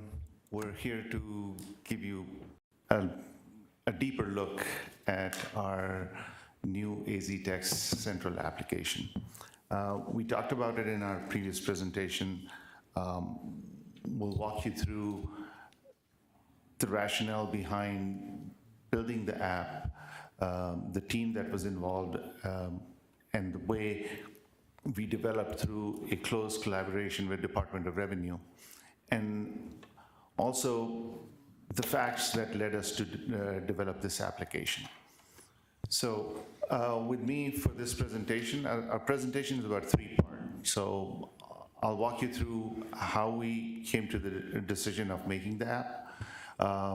Jonathan Hill from our finance team will talk to you about the business case behind this, the business challenge and problems we were experiencing and how this application resolves those.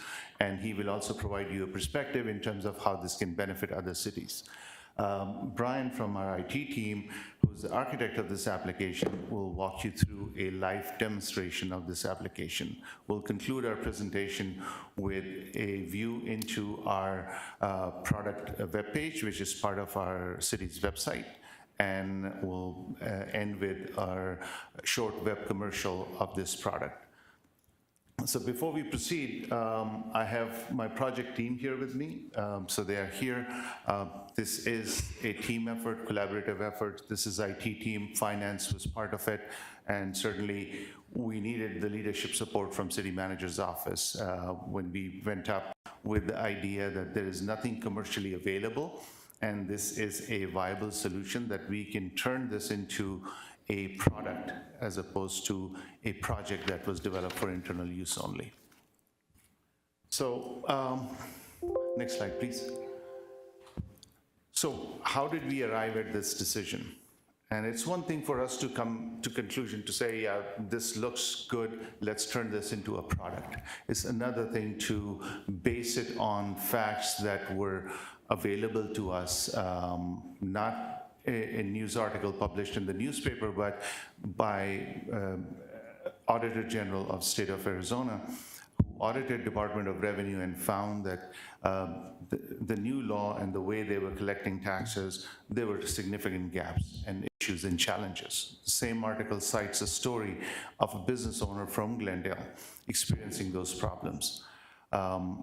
Recognizing the fact that sales tax revenue is lifeblood of the city, and the recommendation from this audit report were that we should have more data accessibility, and there should be more collaboration between Department of Revenue and the cities so we can address this problem appropriately. So that led us to this decision of turning this project into a product. So not only we benefit from it, but our other neighboring cities can benefit from it. So with that, I'm going to hand it to Jonathan so he can talk about the role of sales tax revenue in the context of our city, the business challenges without this application, and how this application solves this problem. Jonathan? Good afternoon, Mayor, Council. So I'm just going to go over a little bit of background of sales tax so everyone's on the same page, and talk through the struggles we were having as a city, and then also how the solution that was developed by business and IT overcame those solutions. So as Pharaoh's mentioned, sales tax is the lifeblood of sales tax, of the city. This graph shows just that. Over half of our general fund is from sales tax. We get, we're just 51%, and this doesn't include state share revenue. So this is self-collected City of Glendale sales tax. This slide represents how a business used to file and pay sales tax, which is the first half, and the second half is how currently it works. Prior to 2017, a customer would walk into a business, buy an item. On that invoice, you would have that item and sales tax. The customer would pay for that, they would pay the business, and then the business would have to file a tax return to each city that they were located in and to the Department of Revenue. This is how Glendale used to receive our sales tax and the tax return information, straight from the source, straight from the business. In 2017, simplification, you may have heard of, went into effect. It was signed prior to that, but starting in 2017 is when it went live. So the same thing, same transaction happens, but to make it a little bit easier for the businesses, they only have to file one tax return now. And so that tax return is filed to the Department of Revenue. Notice on this slide on the second half, it's missing something important to us, right? The cities, the Glendale. So how do we get our sales tax?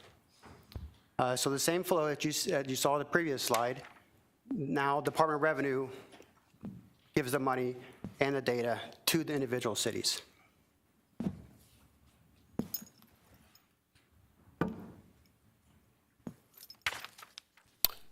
So about the money and the data. So every week, Department of Revenue deposits the money for the individual cities, and with that money comes the 9 different files you see on the screen. This is raw information that DOR provides to us. It's, DOR got it from the taxpayer, and then DOR processes in the system and then delivers it to us. Each file is unique in its own right. It's not consumable on its own. Every file is unique, has their own information.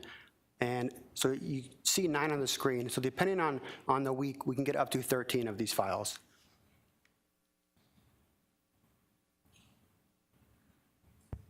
Now for the city of Glendale, we took some of this information and we put it into a database. And how we consume that data, our users of the data, as you see on the right, auditors, our collectors, and our licensing staff, would have to use Microsoft SQL to pull that information out of the database.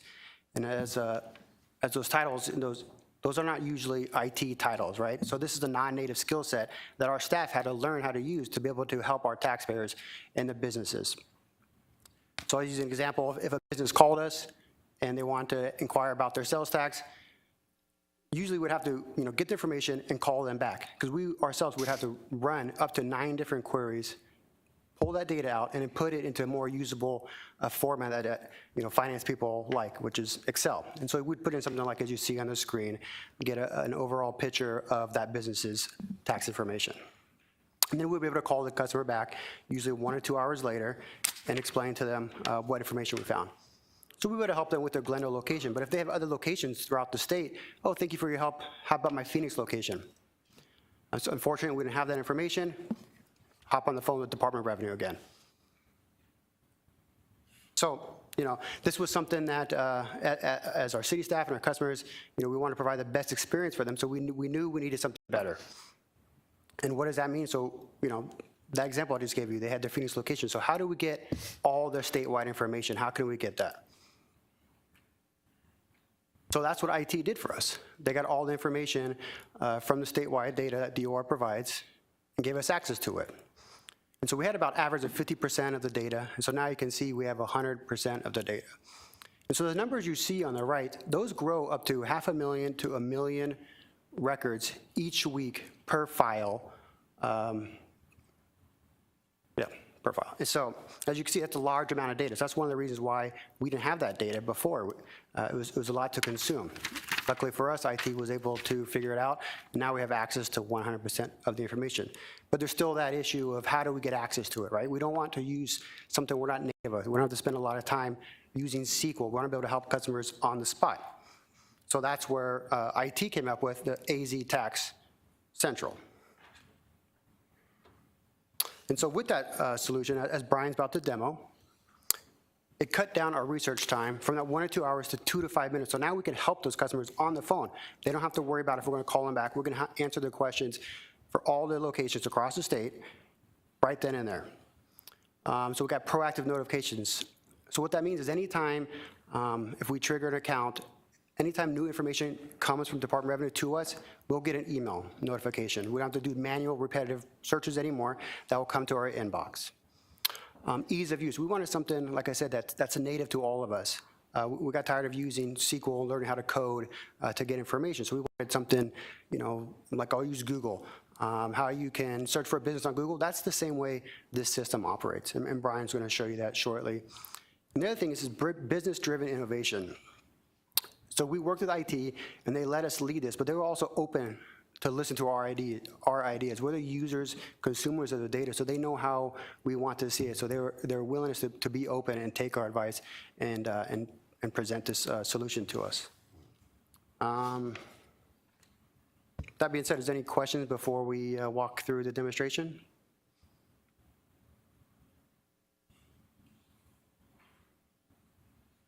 Chair and Council, thank you. I get the best job of the day because I get to show you guys what we can offer.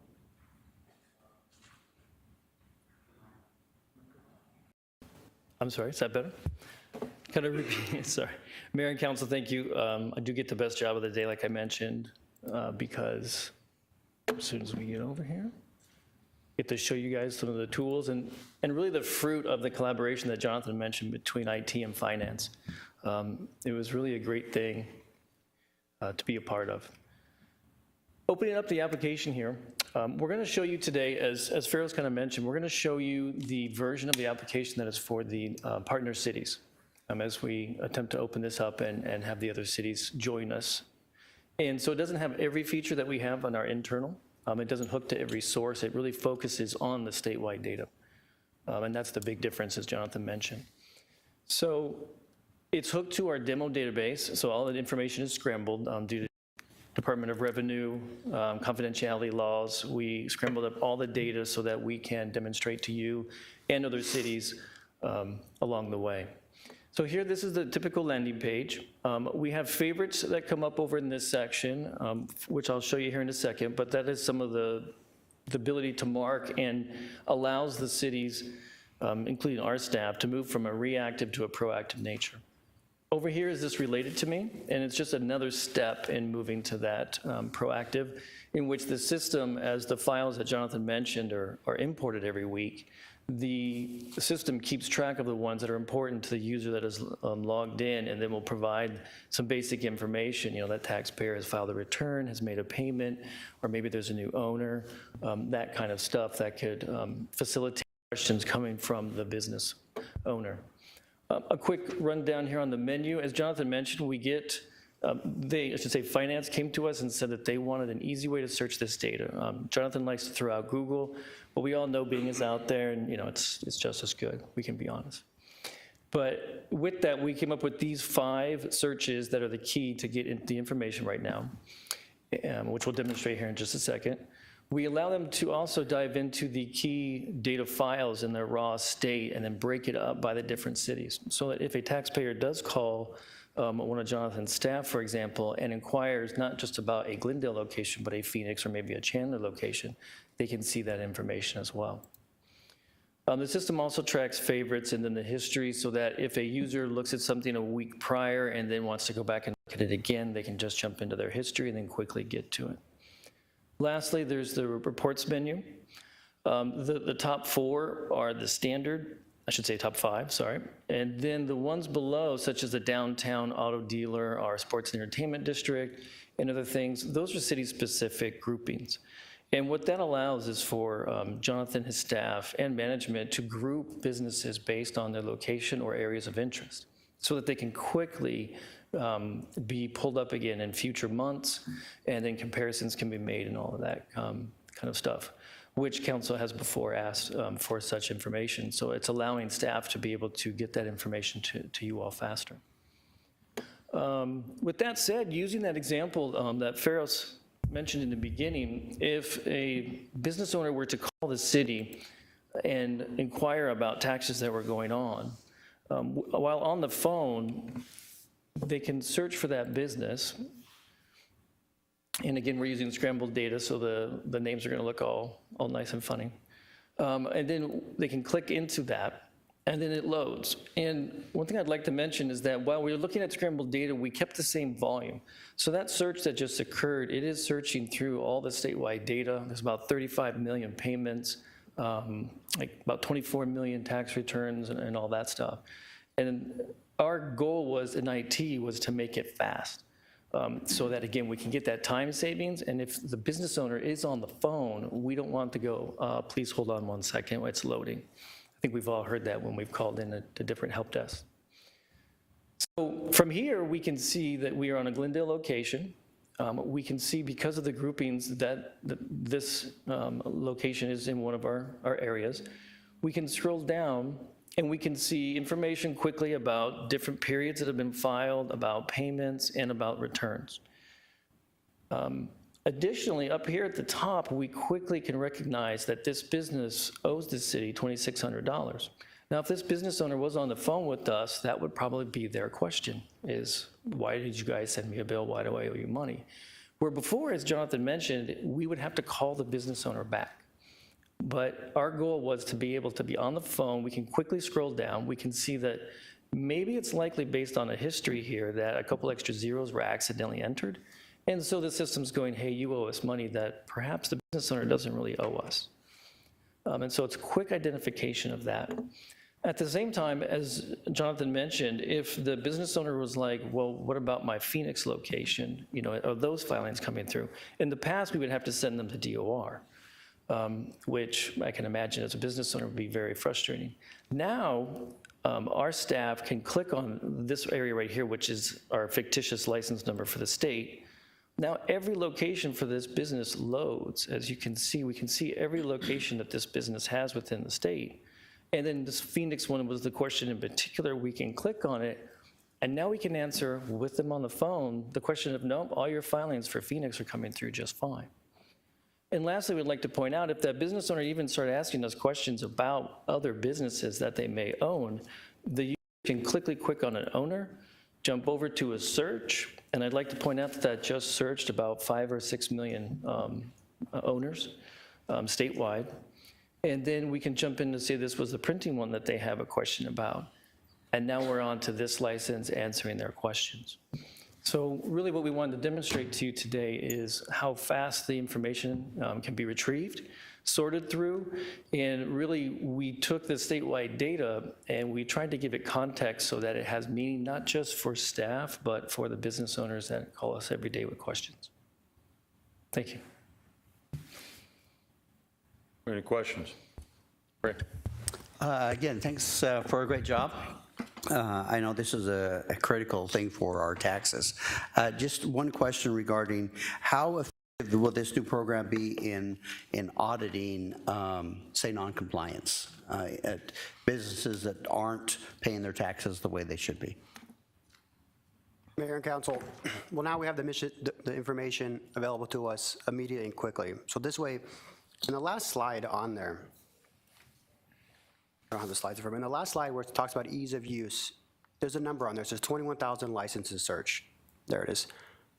When we got this, in the first 3 months, this went live internally for Glendale, January 2021. In 3 months, we searched 21,000 statewide licenses. That's more than the staff did all prior to the system, you manually entering into SQL. So by having this information available, we're able to quickly search businesses, identify businesses that either are non-compliant, either with not filing or maybe just filing not paying. You know, now with the system, you go to lunch, come back within as fast as Brian showed you, we can see if that business is current. You know, we drive out, there's a new business, we driving home, write it down, come back to work. That fast, we can see if they're compliant. Thank you very much. Appreciate that and a good job. Any other questions? Go ahead. Mayor? Oh, sorry. Not a question, but a comment. Congratulations to your department and to finance for working collaboratively and coming up with a program that makes sense for the city. And I would think that other cities would be very interested in the same program. And I think you ought to charge them $1 million for it. Thank you.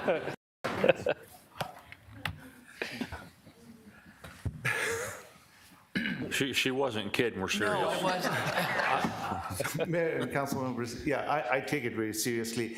But again, not every city is as rich as we are, so we're going to cut some slack and then give them a discount. Well, franchise fee would be just fine. Yeah.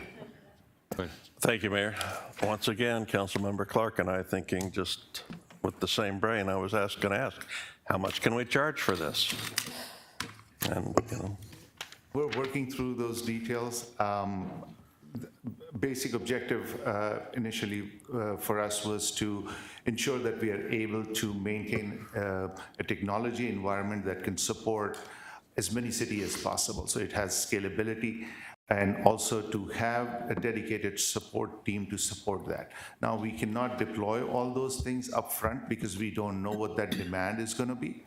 But good news is that when we launched this early this year at GFO's AZ conference, there was tremendous amount of interest. I think there are about close to 15 cities who've shown keen interest in this.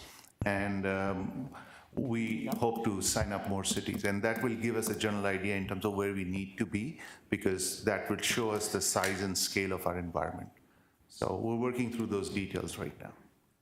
Great work. Thank you. So just in closing, I want to point out, now that this is a product and we've built it, and we presented it in one session, so we want to make sure that people come in, they look at this product. So what you see in front of you is the product website, which is part of city's website, because it is powered by Glendale, the brain trust that exists here.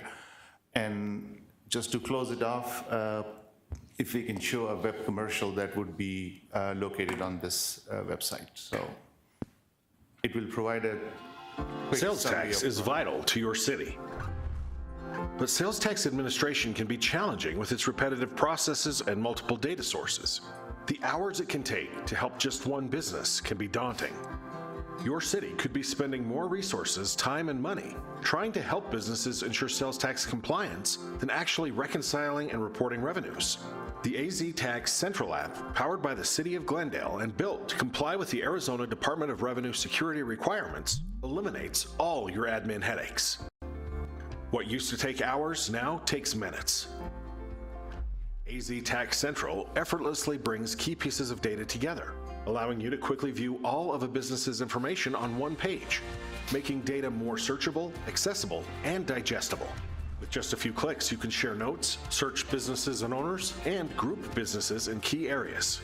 It's fast, easy to use, notification enabled, and secure. Visit aztaxcentral.com to book a personal demo today.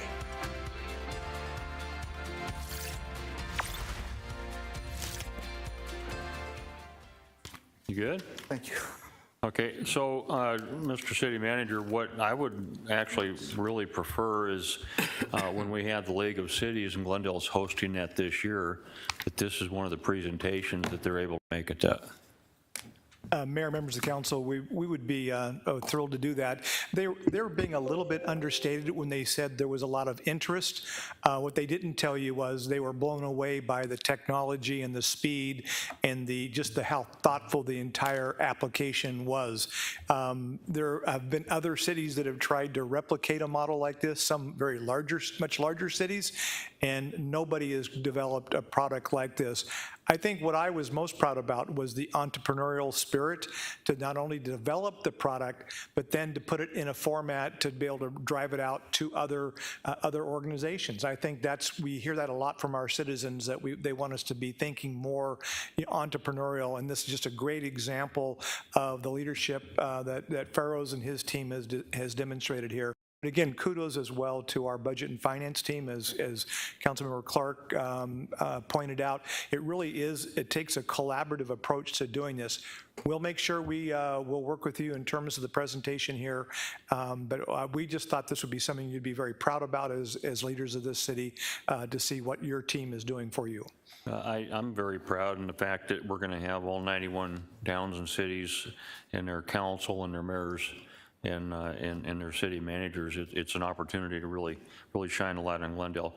I don't know, but there's a whole group of people over here that's not normally here. Is this your folks? This is us. You guys are awesome.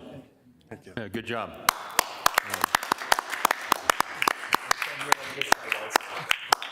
Okay, now go back to work. We got work to do here. Thank you so much. Thank you. Okay, city manager's report. Next item is just that, Mr. Phelps. Anything? Yes, Mayor, members of council, two quick updates for you. Well, we just received, I think, a really neat ranking as a city, and this was at the end of April, an online site called Wallet Hub, I'm sure you're familiar with it, published a report ranking the top United States cities whose unemployment rates have bounced back the most since the COVID-19 pandemic. They compared 180 cities across the country. What they first did is they compared the change in unemployment each year from March 2019 through March of 2022 in order to show the impact of COVID. In the second category, they looked at each city's overall unemployment rate, and then they use the average of those categories to determine a ranking. Using this methodology, the city of Glendale was ranked the 7th best city in the United States for recovering the most from the pandemic. And if we only look at just since March of 21 through March of 22, we actually are the 3rd ranked city in the country for bouncing back from the pandemic. This really is a recognition of the quick action that the council took and the policy direction that you provided to staff in terms of really how we approached economic development, how we tried to help our restaurants. I mean, there were a number of things that were all driven by each of you, and so I would hope you'd be very proud of this particular ranking. The second item, real quickly, I mentioned to you in my last manager report that we had selected the architectural firm to lead our downtown reinvestment project. We have now selected our general contractor as well. Like with the architectural interest, there was a lot of great firms that that submitted. We got it down to a short list of 3. We had a very diverse team that kind of looked and interviewed all the different companies, and we're excited that we've selected Oakland Construction. Oakland is a large multi-state contractor, but they have a very strong presence here in Arizona. You know, some of the states they do business in, they've done major projects in Arizona, Colorado, Nevada, Utah, New Mexico, Indiana, and Idaho. For those of you who went on the tour of the recently redeveloped Footprint Arena, that was a project where they were the general contractor on. We're really excited about it. They're the owner of the company, Bill Oakland, is situated here in Arizona, and we couldn't be more thrilled to pair Holly Street, which is our architectural firm, with that. We'll have more to tell you about the process, but that does conclude my report. Excellent. So who was first and second? Who was first and second? You said we were third. We'll get that information for you, Mayor. I'd be curious on that. I'd be curious if it was in Arizona. No. Okay. City Attorney's report. No report, thank you. Thank you. Council items special interest. Council, Ms. Clark. Nothing today, Mayor. Thank you. Councilmember Hugh. Nothing, Mayor. Councilmember Melner. Nothing today, Mayor. Councilmember Tomachow. Nothing, Mayor. Councilmember Turner. Not today, Mayor. Vice Mayor. Yes, Mayor, I'd like to just reiterate. Boy, we're on a roll there, you know what? Man, gotta have one, just one. Get our staff to start formulating a plan on how to reclaim our fire hydrant water during testing. Sounds like they may already be on it, but they can bring something in the future. Thanks, Mayor. Thank you. And you know, when you say that, that made me think, years ago, we discussed that very thing. And so I don't know whatever happened to it, but I know that There that we was go. one of the things they were talking about doing years ago. Okay, motion to go into executive session? So move. I have a motion and a second. All in favor, vote aye. Aye. Any opposed, vote nay. Okay. We're in executive session.